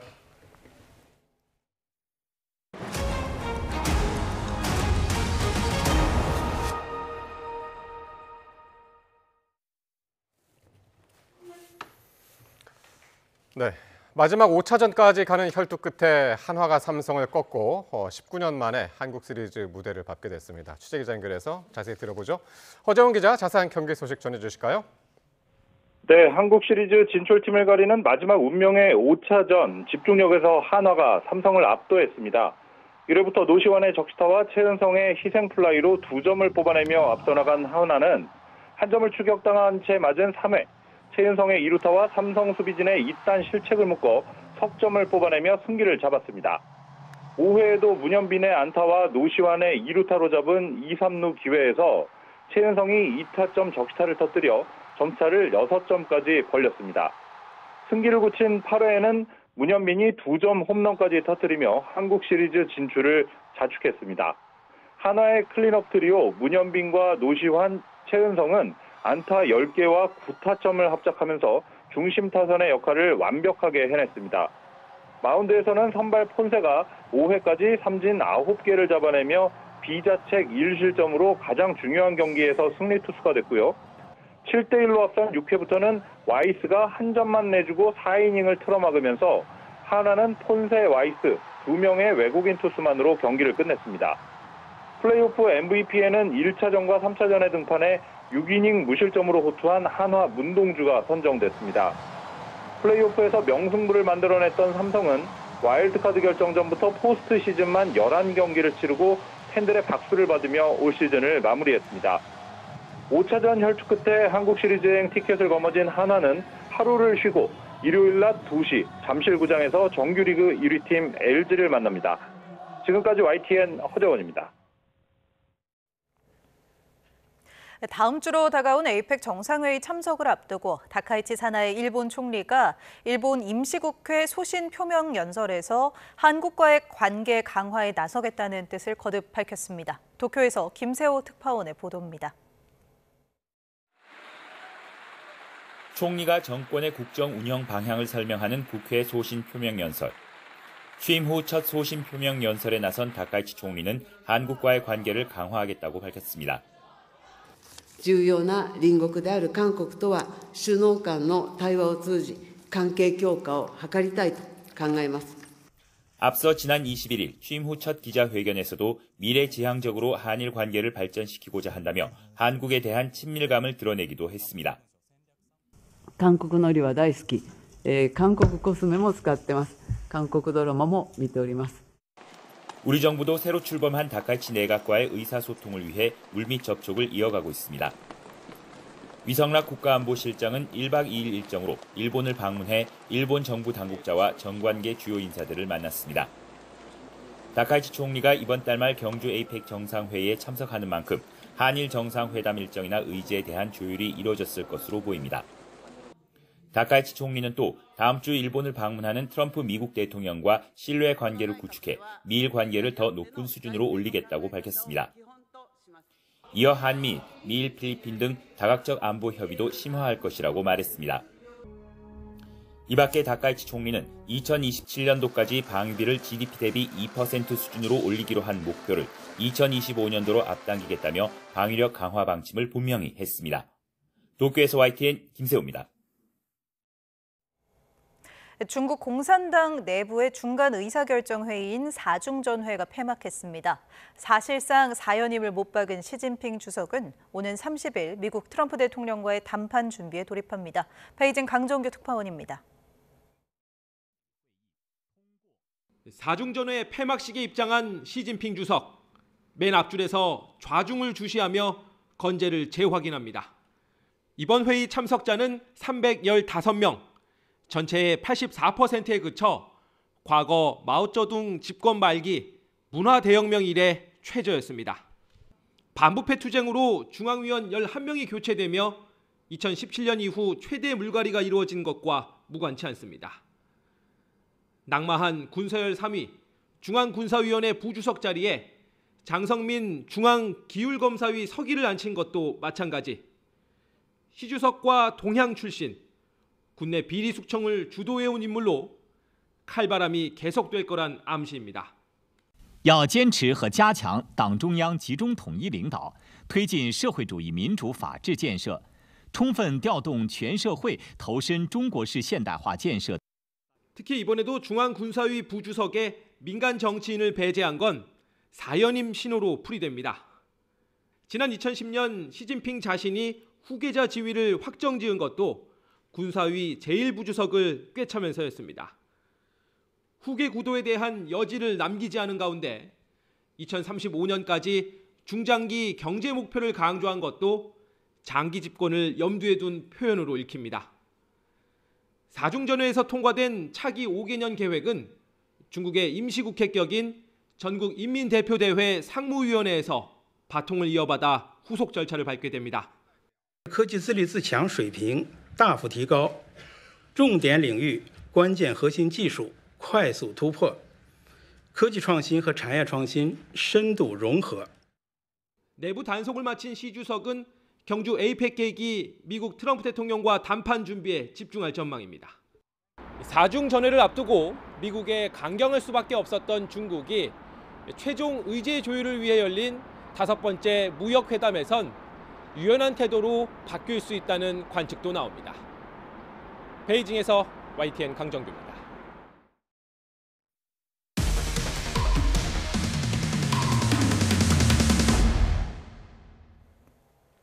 네, 대학생 박모 씨가 숨진 캄보디아 복고산 단지 조직의 마지막까지 잡혀 있었던 다른 한국인 피해자는 현지 경찰과 유착돼 있으니 신고는 꿈도 꾸지 말라며 폭행당했다고 밝혔습니다. 이 조직의 구체적인 실체가 아직 드러나지 않은 가운데 하이종이라고 불리는 총책보다 윗선이 있었다는 증언도 나왔습니다. 김희영 기자가 보도합니다. 지난 4월 지인에게 캄보디아 사무직 일자리를 소개받고 출국한 A씨는 도착 후 통장을 뺏기고 이리저리 팔려다니다가 복고산 단지에 있는 한 조직에 넘겨졌습니다. 대학생 박모 씨가 고문을 당한 채 팔려와 숨진 곳으로 이른바 하이종이라는 이름으로 불리는 인물이 총책으로 알려진 범죄 조직이었습니다. A씨는 이곳에 갇혀 지낸 지 얼마 되지 않았을 때 함께 있던 다른 한국인이 외교부와 경찰 등의 피해를 신고하겠다며 이름과 생년월일을 받아갔다고 말합니다. 그런데 1, 2주 뒤 신고하겠다고 나선 한국인과 인적 사항을 건넨 이들은 갑자기 조직원들에게 불려가 폭행당했습니다. A씨는 정확한 경로는 알 수 없지만 자신들의 신고 내용이 현지 경찰을 통해 조직에 흘러들어간 것으로 의심하고 있습니다. 근 사장이 어차피 우리는 단지하고 현지 경찰하고 이렇게 밀착 관계가 있으니까 너네가 아무리 신고를 해도 우리는 도망가면 된다. 그런데 그 신고한 사람은 절대 걸어서 나가거나. A씨는 또 조직의 총책으로 알려진 하이종이라는 인물 외에 큰 사장과 총사장으로 불린 윗선이 더 있었다고 기억합니다. 이거 살짝 공룡상이에요. 코도 크고 큰 사장 뭐 작은 사장님도 불러가지고 그 위에 더 있긴 한데 그건 봤어. 패션이 좀 화려한 걸 좋아하더라고요. 여드름 자국 같은 게 많았고. 그런데 YTN이 만난 다른 한국인 피해자도 박 씨 사망 사건과 관련해 당국에 체포된 중국인 3명은 하부 조직원일 뿐이고 하이종으로 알려진 손모 씨와 30대로 추정되는 또 다른 남성 지가 이 조직의 총책인 것으로 안다고 말했습니다.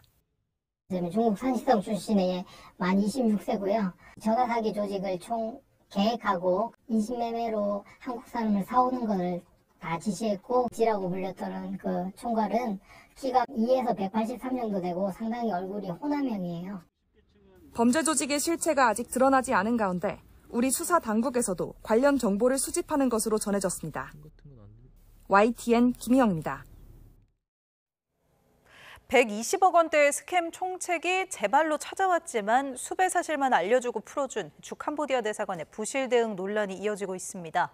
경찰에 신고하는 게 모양새가 좋지 않다는 이유를 대며 총책인 강 씨를 돌려보낸 게 경찰 영사였는데요. 역할과 임무를 재점검해야 한다는 지적이 나옵니다. 이현정 기자입니다. 지난해 주 캄보디아 대사관에 제발로 찾아온 120억 원대 스캠 총책 강모 씨에게 적색 수배 사실을 알려준 건 경찰 영사였습니다. 경찰 영사는 외교부 제외 공무원으로 선발돼 해외 공관에서 파견 근무를 하는 경찰관을 말합니다.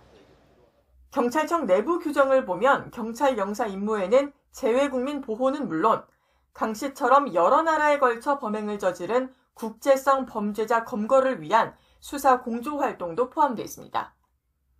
하지만 강 씨 방문 당시 경찰 영사는 민원인을 현지 경찰에 신고하는 건 모양새가 좋지 않다는 등의 이유를 대며 여권을 사용하지 못하게 만드는 것 외에는 별다른 조치를 하지 않고 강 씨를 풀어줬습니다. 이후 강 씨는 포이펫 범죄단지로 숨어들어 로맨스 스캠 등 온라인 사기를 이어갔고 석 달이 지난 2월에야 체포된 것으로 파악됐습니다.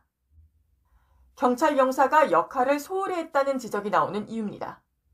해외로 도주한 도피한 그런 피의자들 잡아오라는 것도 중요한 일이잖아요. 그게 오히려 도피를 방조한 것밖에 안 되니까.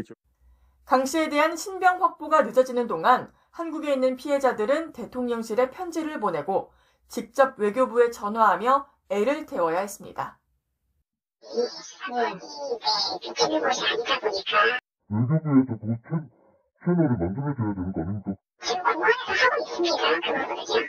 요청하기만은 이제 들어주고 안 들어주고는 이제 강 씨 소환 시점은 여전히 불확실한 가운데 해외 공관에 파견된 경찰 영사의 역할과 임무를 재점검해야 한다는 목소리가 나옵니다. YTN 이현정입니다. 캄보디아에 있는 범죄 조직에서 연인이 될 것처럼 꾸며 돈을 뜯어내는 로맨스 스캠 방식으로 돈을 가로챈 혐의를 받는 20대 남성 A씨가 뒤늦게 선처를 호소했습니다. 서울 동부지방법원은 오늘 이른바 마동석이라고 불리는 총책이 만든 범죄 조직에서 피해자 5명으로부터 3억 원을 가로챈 혐의를 받는 A씨 등 3명에 대한 공판 기일을 진행했습니다.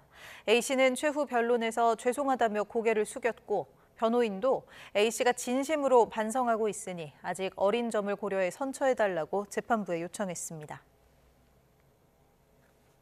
북한군 수십 명이 최근 군사 분계선을 넘었다 경고 사격을 받고 되돌아간 데 이어 북한군의 귀순이 있었던 중부 전선에서도 비슷한 일이 발생했습니다. 두 사건 모두 뒤늦게 확인된 건데요. 군이 왜 경고 사격의 내용을 제때 알리지 않았을까요? 김문경 기자가 보도합니다. 북한군 한 명이 강원도 중부전선 비무장지대 군사분계선을 넘은 시점은 지난 19일 오전 7시. 도보로 넘어온 북한군이 우리 군의 귀순 의사를 밝혔는데 7시간 뒤 이번에는 무장한 북한군 2명이 군사분계선을 넘는 모습이 포착됐습니다. 이들은 우리 측 최전방 소쪽 지비압 200m까지 왔다가 경고 사격을 받고 돌아갔습니다. 하지만 당시 군은 북한군 한 명의 귀순 사실만 알렸을 뿐 별다른 동향은 없었다고 밝혔습니다. 네, 그 혹시 귀순 이후에 북한군 투기 동향이 있는지 혹시 말씀해 주세요. 추가로 설명드릴 사안은 없습니다. 군은 귀순자와 북한군이 군사 분계선을 넘은 시점이 7시간 정도 차이가 있는 데다 이들이 추격조인지 명확하지 않아 관련 정보를 공개하지 않았다고 해명했습니다. 전방 지역의 상황으로 민통선 출입을 거부당한 현지 주민은 군의 입장을 이해하기 어렵다는 반응입니다. 나는 당연히 대중매체에 나올 줄 알았었는데 그게 안 나왔어. 군은 같은 날 경기도 파주 최전방에서 20여 명의 북한군이 군사분계선을 넘었을 때도 경고 사격이 있었지만 알리지 않았습니다. 지난 8월에도 비슷한 일이 있었는데 북한군이 우리 군의 경고 사격을 엄중한 도발 행위라고 항의하면서 관련 내용이 드러나기도 했습니다. 최전방의 긴박한 상황을 알리지 않은 것에 대해 남북 관계를 고려했다는 관측도 나오지만 경고 사격의 책임을 둘러싸고 북한에 빌미를 줄 수 있다는 지적도 나옵니다. YTN 김문경입니다. 11호 대책 발표 이후 연일 부동산 총공세를 펴는 국민의힘은 서울 상계동 재개발 현장을 찾아 성난 민심을 공략했습니다. 이딴 실언으로 골머리를 앓고 있는 민주당은 조용히 튼튼하게 정부를 지원하겠다며 내부 입단속에 나섰습니다. 박정현 기자입니다. 차 한 대 다니기도 좁은 주택가 골목길, 뒤편 신축 아파트 단지와는 딴 세상입니다. 국민의힘 부동산 특위는 서울시와 함께 상계동 재개발 구역에서 첫 현장 회의를 열었습니다. 특위 위원장을 자처한 장동혁 대표, 재정비가 시급한 이곳마저 규제 지역으로 묶여 주민들 시름만 깊어지고 있다며 여권 내 내로남불을 이렇게 저격했습니다. 접시까지 다 삼켜놓고 국민들을 향해서는 집 한 채 내 집 마련조차 죄악이라고 손가락질하는 그런 국토부 차관을 비롯한 관련 공무원부터 즉각 경질하는 것이. 오세훈 서울시장은 지난 4년 씨를 뿌려 이제 줄기가 올라왔는데 이재명 정부가 제초제까지 뿌렸다며 토어제를 부각했습니다. 국민의힘은 서울을 시작으로 수도권과 부산, 대구 등 전국을 돌며 부동산 민심을 청취하고 자체적인 대안 마련에 착수한다는 계획입니다. 반면 민주당 투톱은 역시나 부동산 언급이 일절 없었는데 대변인 입을 통해 조용히 또 튼튼히 정부 정책을 뒷받침하겠다고 밝혔습니다. 과도한 조언이 불안을 조장한다고 야당에 날을 세우면서도 괜한 정치 공세에 휘말리지 말자며 사실상 함구령도 내렸습니다. 혼이 나고 있는 부분도 따지고 보면 국민의힘의 정치 공세에 과도한 설명으로 방어하려다가 생기는 일일 수 있습니다. 정부의 정책을 든든하게 뒷받침하겠다라는 기조. 다만 유튜브로 2분 사과에 나선 이상경 국토차관에 대해선 당내 사퇴론도 좀처럼 잦아들지 않고 있습니다.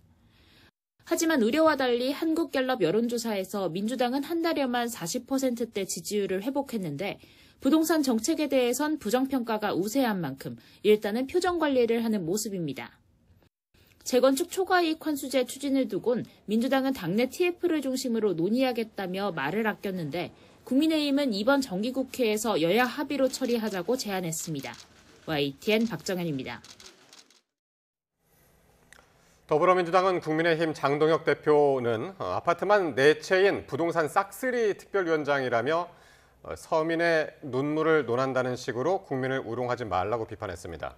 문금주 원내 대변인은 서면 브리핑에서 자신들의 탐욕과 투기 행각을 감추기 위해 남 탓만 일삼는 행태와 뻔뻔함이 하늘을 찌른다며 이같이 밝혔습니다.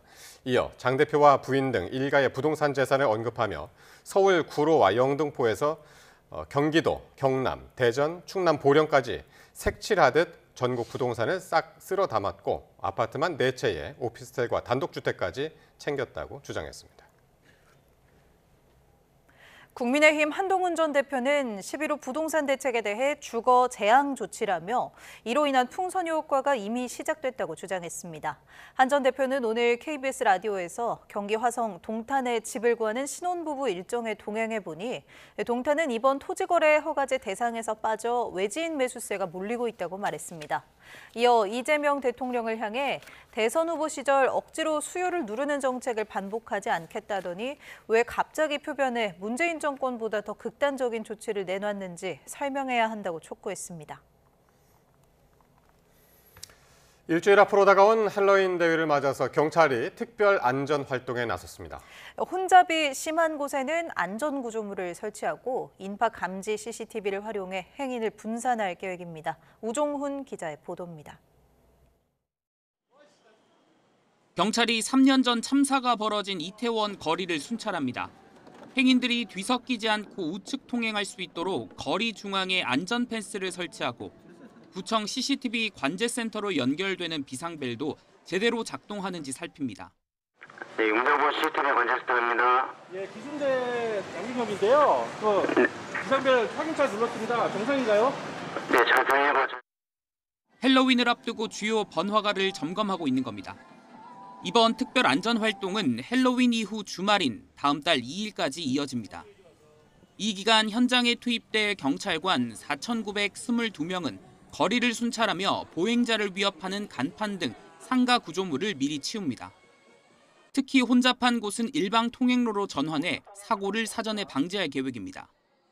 이태원과 홍대, 성수동과 명동 등 8곳은 중점 관리 지역으로 지정하고 정부 지자체와 현장 합동 상황실을 설치해 인파 감지 CCTV를 통한 대응에 나섭니다.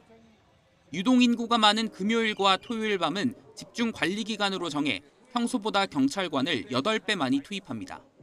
걸럭거리 그 위주로 해가지고 인원이 많이 모이기 때문에 고속포의 그런 행사들 예상해가지고 당일 행사 기간에 없도록 저희들이 협조 요청할 예정입니다. 경찰은 안전한 헬로윈을 위해 교통 통제 상황 등에 주의를 기울이고 질서 유지 안내와 통제에 적극 협조해달라고 당부했습니다. YTN 우종훈입니다. 법원이 최상병 사망 사건 책임자로 지목된 임성근 전 해병대 1사단장에 대한 구속영장을 발부했습니다. 다만 이종섭 전 국방부 장관 등 수사 외압 의혹 관련자들에 대한 영장은 일제히 기각됐습니다. 이경국 기자입니다. 지난 2023년 7월 경북 예천군 수해 현장에서 무리한 수색작전을 지시해 최수근 상병을 숨지게 한 혐의를 받는 임성근 전 사단장이 구속됐습니다. 증거를 없앨 우려가 있다는 게 법원 판단인데 특검은 임 전 사단장이 사건 직후부터 증거 인멸을 시도해왔다고 강조한 바 있습니다. 부하들에 대한 진술 회유 등을 시도하고 있고 심각한 수사 방해 행위를 반복해왔다고 판단하고 있습니다. 최상병 사망의 책임을 물을 핵심 인물 임 전 사단장 신병은 확보했지만 당시 현장 지휘관이던 최진규 전 11포병대 대장은 구속을 피했습니다. 여기에 이종섭 전 국방부 장관 등 사건 뒤 불거진 수사 외압 의혹 피의자 5명에 대한 영장도 모두 기각됐습니다. 구속영장 기각되는데 입장 좀 부탁드립니다. 법원은 기각 결정과 함께 장문의 사유를 밝혔습니다. 재판부는 기본 사실관계는 어느 정도 소명되지만 주요 혐의와 관련해 법리적으로 다툴 여지가 있다고 봤습니다. 재판에서 충분한 심리와 공방을 거칠 필요가 있다는 겁니다. 또 장기간 광범위한 수사로 상당한 증거가 수집된 점, 피의자들의 수사 출석 상황과 진술 태도, 가족이나 사회적 유대관계 등을 고려하면 구속 필요성을 인정하기 어렵다고도 판시했습니다. 핵심 피의자들 영장이 기각되면서 최대 수사기간 종료를 한 달여 앞둔 특검 수사도 일정 부분 차질을 빚을 전망입니다. 특히 정점 윤석열 전 대통령 소환을 계획하고 있던 만큼 특검에게 이번 영장 심사 결과는 뼈아픈 성적표일 것으로 보입니다. YTN 이경국입니다. 네, 조금 전 들어온 속보 전해드립니다. 이상경 국토부 1차관이 사의를 표명했다는 소식이 들어왔습니다. 이 갭투자 논란으로 논란이 있었던 이상경 차관, 지난 19일 유튜브 한 채널에 출연해서 정부 정책을 통해 시장이 안정되면 그때 집을 사면 된다는 취지로 발언해서 논란이 되었었는데요. 정작 본인은 배우자 명의로 분당의 아파트를 30억 원대에 샀는데 석 달 뒤 전세를 놓은 것이 알려지면서 갭투자 논란이 불거졌습니다. 이 차관 부부는 지금 지난 6월 매도가 이루어진 이 기존 아파트에 전세를 살고 있는 상태인데요. 이렇게 새 아파트를 사고 기존 집을 매도하는 과정에서 10억 원 이상의 시세 차익이 발생한 것으로도 알려지면서 계속해서 논란이 불거져 왔습니다. 이상경 국토부 1차관의 사의 표명 소식 전해드렸습니다. 네, 다음 뉴스입니다. 경기 양평군에서 고양이 몸에 화살이 꽂혀 있다는 신고가 접수돼 경찰이 수사에 나섰습니다. 사건 사고 소식 양동훈 기자입니다. 고양이의 몸에 금속처럼 보이는 긴 막대기가 꽂혀 있는 모습이 보입니다. 경기 양평군에 있는 한 농장에서 자신이 돌보던 고양이가 몸에 화살이 꽂힌 채 발견됐다는 신고가 경찰에 접수됐습니다. 그러니까 말소리는 들렸는데 보이지를 않아가지고 보니까 화살이 꼽혔길래 제가 손으로 만지니까 너무 아파하더라고요. 곧장 병원으로 옮겨져 수술을 받은 고양이는 생명에 지장은 없는 것으로 전해졌습니다. 경찰은 20cm 정도 길이의 화살로 추정되는 물체를 회수해 국립과학수사연구원에 감정을 의뢰했습니다. 경찰은 용의자가 특정되는 대로 동물보호법 위반 등 혐의로 입건해 조사할 방침입니다. 소방관들이 불에 시커멓게 탄 방 안에서 계속 물을 뿌려댑니다. 서울 논현동에 있는 한 다세대 주택 2층에 불이 나 집안 전체를 태웠습니다. 불이 난 집에 살던 20대 여성 한 명이 심정지 상태로 병원으로 옮겨져 치료를 받고 있는데 아직 위중한 상태인 것으로 전해졌습니다.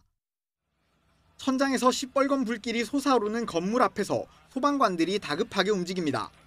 인천 강화군에 있는 수영장 여과기 제조 공장 건물에 불이 나 1시간 30분 만에 꺼졌습니다. 이른 새벽이라 직원들이 출근하지 않아 다친 사람은 없었습니다. 소방당국은 공장 안에 있던 기계에서 불이 시작된 것으로 보고 정확한 원인을 조사하고 있습니다. YTN 양동훈입니다. 서울 영등포 경찰서는 흉기로 행인과 경찰관을 위협한 혐의로 러시아인 30대 남성 A씨를 현행범 체포해 조사하고 있다고 밝혔습니다. A씨는 어제 오후 1시 10분쯤 서울 물레동 거리를 돌아다니며 행인에게 흉기를 꺼내 보이거나 벽을 치며 위협하고 출동한 경찰까지 흉기로 위협한 혐의를 받습니다. 경찰은 처음 발사한 테이저건이 빗나가자 공포탄과 실탄을 이용한 위협 사격까지 벌인 끝에 A씨를 검거했는데 다행히 다친 사람은 없었습니다. 서울 서초경찰서는 보이스피싱 현금 수거책으로 활동한 혐의를 받는 20대 남성 A씨를 검찰청사 안에서 긴급 체포해 조사 중이라고 밝혔습니다. A씨는 어젯밤 9시 반쯤 보이스피싱 조직의 지시가 사기라는 것을 눈치채고 달아나는 피해자를 뒤쫓아 서울중앙지방검찰청 청사 안으로 들어간 것으로 조사됐습니다. 피해자의 도움 요청을 받은 검찰청사 방호관이 A씨를 붙잡아 신병을 확보한 뒤 경찰에 신고했고 출동한 경찰은 현장에서 A씨를 검거했습니다. 얼마 전 YTN이 서울의 한 사립학교 이사장의 갑질과 횡령 의혹을 전해드렸는데요. 그런데 해당 이사장이 부당하게 해고됐던 교사의 임금 2억여 원을 체불한 혐의로 기소돼 1심에서 징역 2년 6개월을 선고받은 걸로 확인됐습니다. 배민혁 기자가 단독 보도합니다. 교직원 등에게 손주와 반려견을 돌보게 하는 등 갑질을 하고 학교법인 예산을 부당 사용한 의혹으로 서울시 교육청으로부터 고발당한 서울의 한 사립학교 이사장. 그런데 이와 관련한 취재 과정에서 이사장이 앞서 부당하게 해고당한 교사의 임금을 체불한 혐의로 기소돼 최근 1심에서 징역 2년 6개월을 선고받은 것으로 확인됐습니다. 지난 2018년 학교 측은 학급수가 줄어 교사 정원을 줄이면서 30년 가까이 근무해온 교사 A씨를 면직 대상으로 선정했습니다. 정원을 초과한 교원에 대해 교육청이 인건비를 지급하는 2년이 지나자 학교는 A씨에게 면직을 통보했습니다. 이후 이어진 법적 분쟁에서 법원은 A씨 손을 들어줬습니다. 재판부는 학교 측이 A씨를 면직 대상자로 선정한 기준이 합리적이거나 객관적이지 않다고 봤습니다. 또 면직이 아니라 당시 교사가 부족했던 법인의 다른 학교로 A씨를 전보하는 등 다른 방식으로 교사 정원 초과 문제를 해소할 수도 있었다고 지적했습니다. 학교 측은 A씨를 다시 교사로 인정하지 않으면 하루에 25만 원을 지급해야 한다는 법원의 결정이 나온 뒤에야 A씨를 다시 출근시켰습니다. 그런데 학교 측은 상고를 이어가면서 A씨에게 실질적인 교사 대우는 하지 않았습니다. 제대로 된 교무실도 제공하지 않고 업무를 주지 않은 건 물론 급여도 지급하지 않았습니다. A씨는 이 기간 자신은 학교에서 투명인간 취급을 당했다며 다른 교사가 자신과 교류하는 것조차 금기시 됐다고 설명했습니다. 대법원에서 면직 취소 판결이 확정되고 나고서야 학교 측은 A씨에게 급여를 지급하기 시작했지만 소송이 진행된 3년 동안 밀린 임금 2억여 원은 주지 않았습니다. 결국 A씨는 이사장을 임금 체불로 노동청에 신고했고 재판에 넘겨진 이사장은 1심에서 징역 2년 6개월이 선고됐습니다. 재판부는 학교 측의 고의적인 임금 체불이 인정된다며 피해를 회복할 의사도 보이지 않는다고 질책했습니다. 거의 법정 최고형에 가까운 재판부에서 엄벌에 처하겠다는 의지를 확실히 밝힌 것으로 생각됩니다. 책임을 회피하는 학교 법인들의 이런 행태에 대해서 강력한 경종을 울리는 A씨는 체불된 임금을 지급하라는 민사소송에서도 최종 승소했지만 여전히 밀린 월급을 받지 못한 상황. A씨는 지금도 30년간 교편을 잡아온 학교를 갑자기 떠나야 했던 순간을 떠올리며 억울함을 호소하고 있습니다. YTN 배민혁입니다. 가자 지구에는 불안한 휴전이 이어지는 가운데 이스라엘 의회가 서한지구 병합을 검토하기로 하자 미국이 그럴 일은 없다고 못 박았습니다. 트럼프 대통령은 모든 지원이 끊길 것이라고 경고했고 벤스 부통령 역시 모욕적이라며 강한 어조로 비판했습니다. 박영진 기자가 보도합니다.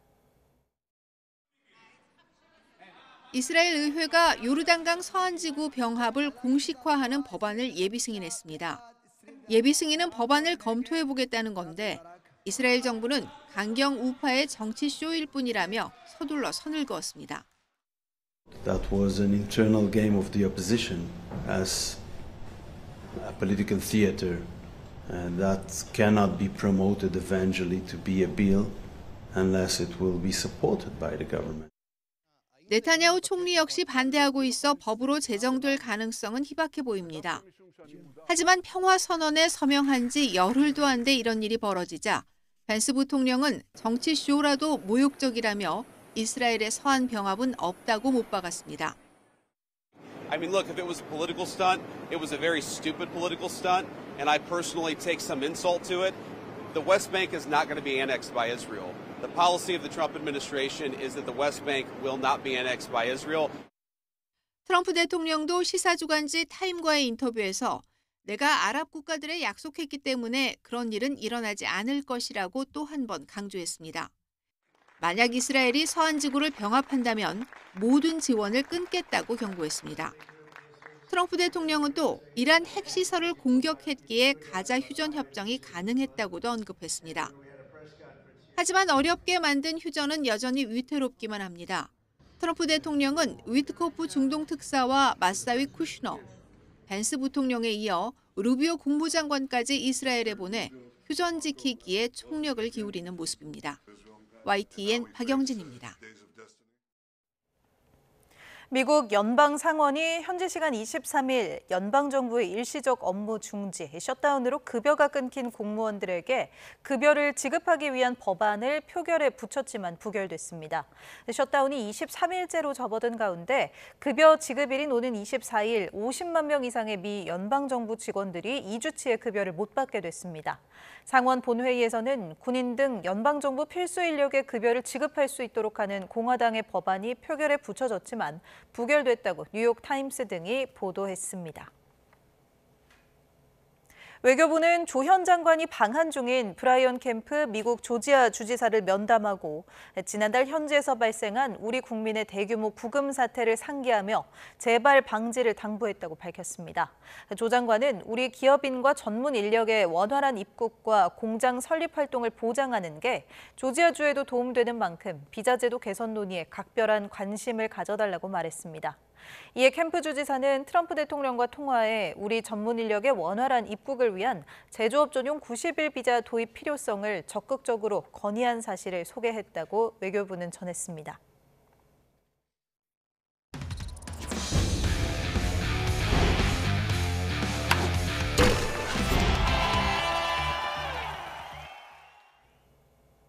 프로야구 한화가 마지막 5차전까지 가는 혈투 끝에 삼성을 꺾고 19년 만에 한국 시리즈의 무대를 밟게 됐습니다.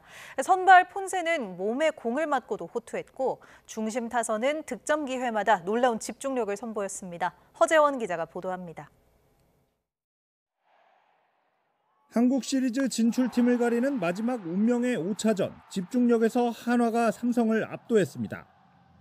1회부터 노시환의 적시타와 최은성의 희생플라이로 2점을 뽑아내며 앞서 나간 한화는 한 점을 추격당한 채 맞은 3회 최은성의 2루타와 삼성 수비진의 이딴 실책을 묶어 석점을 뽑아내며 승기를 잡았습니다. 5회에도 문현빈의 안타와 노시환의 2루타로 잡은 2, 3루 기회에서 최은성이 2타점 적시타를 터뜨려 점수차를 6점까지 벌렸습니다. 승기를 굳힌 8회에는 문현빈이 2점 홈런까지 터뜨리며 한국 시리즈 진출을 자축했습니다. 한화의 클린업 트리오 문현빈과 노시환, 최은성은 안타 10개와 9타점을 합작하면서 중심 타선의 역할을 완벽하게 해냈습니다. 마운드에서는 선발 폰세가 5회까지 삼진 9개를 잡아내며 비자책 1실점으로 가장 중요한 경기에서 승리 투수가 됐고 7대1로 앞선 6회부터는 와이스가 한 점만 내주고 4이닝을 틀어막으면서 한화는 폰세, 와이스 2명의 외국인 투수만으로 경기를 끝냈습니다. 중립 타선에서 터지고 또 폰세 선수가 타구에 맞음에도 불구하고 5회까지 잘 던져줘서 그런 모든 것이 오늘 흐름이 좋았던 것 같습니다. I'm speechless right now. You know, we fought very hard this series. We played an amazing game as an entire team. I couldn't have done it without everybody. So thank you to all of them. Thank you all my teammates. 플레이오프 MVP에는 1차전과 3차전에 등판해 6이닝 무실점으로 호투한 한화 문동주가 선정됐습니다. 플레이오프에서 명승부를 만들어냈던 삼성은 와일드카드 결정전부터 포스트 시즌만 11경기를 치르고 팬들의 박수를 받으며 올 시즌을 마무리했습니다. 5차전 혈투 끝에 한국 시리즈행 티켓을 거머쥔 한화는 하루를 쉬고 일요일 낮 2시 잠실구장에서 정규리그 1위팀 LG를 만납니다. YTN 허정원입니다.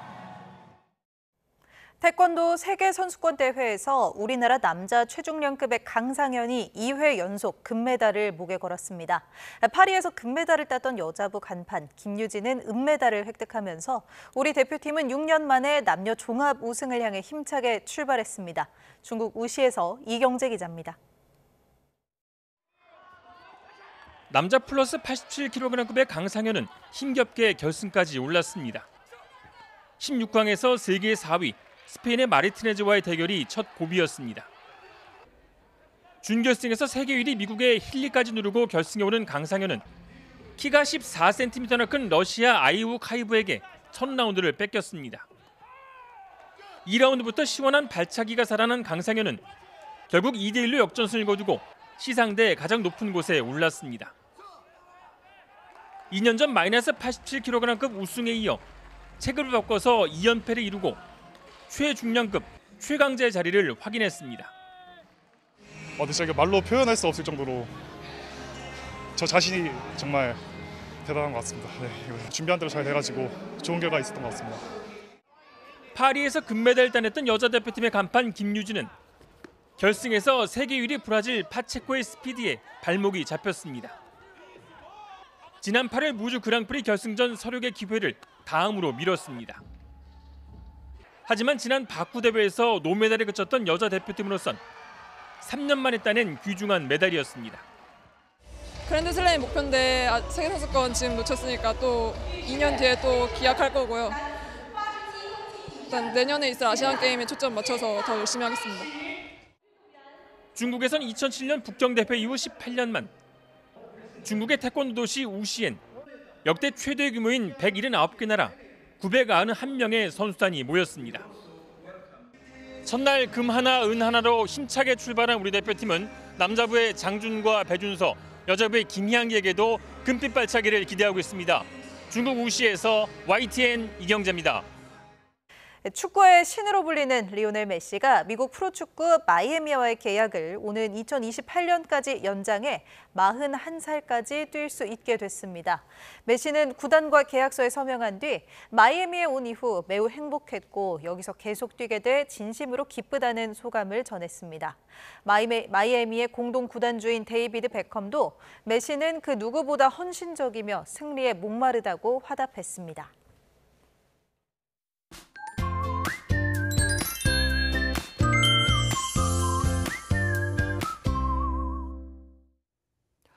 주말인 내일 예년의 선선한 가을 날씨가 이어지겠습니다.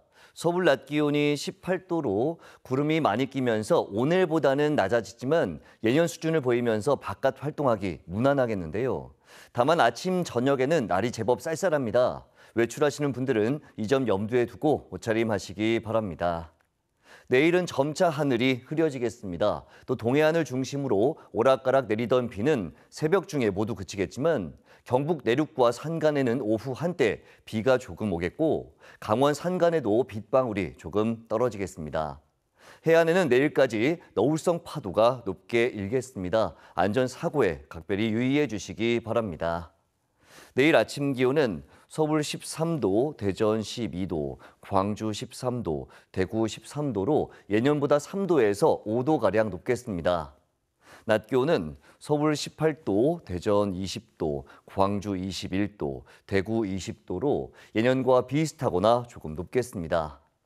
휴일 밤사이 찬 공기가 유입되면서 기온이 큰 폭으로 떨어지겠고 이틀 연속 올가을 가장 추운 날씨를 기록할 전망입니다. 날씨 정보였습니다. 금요일 뉴스나이트 마치겠습니다. 시청해주신 여러분 고맙습니다.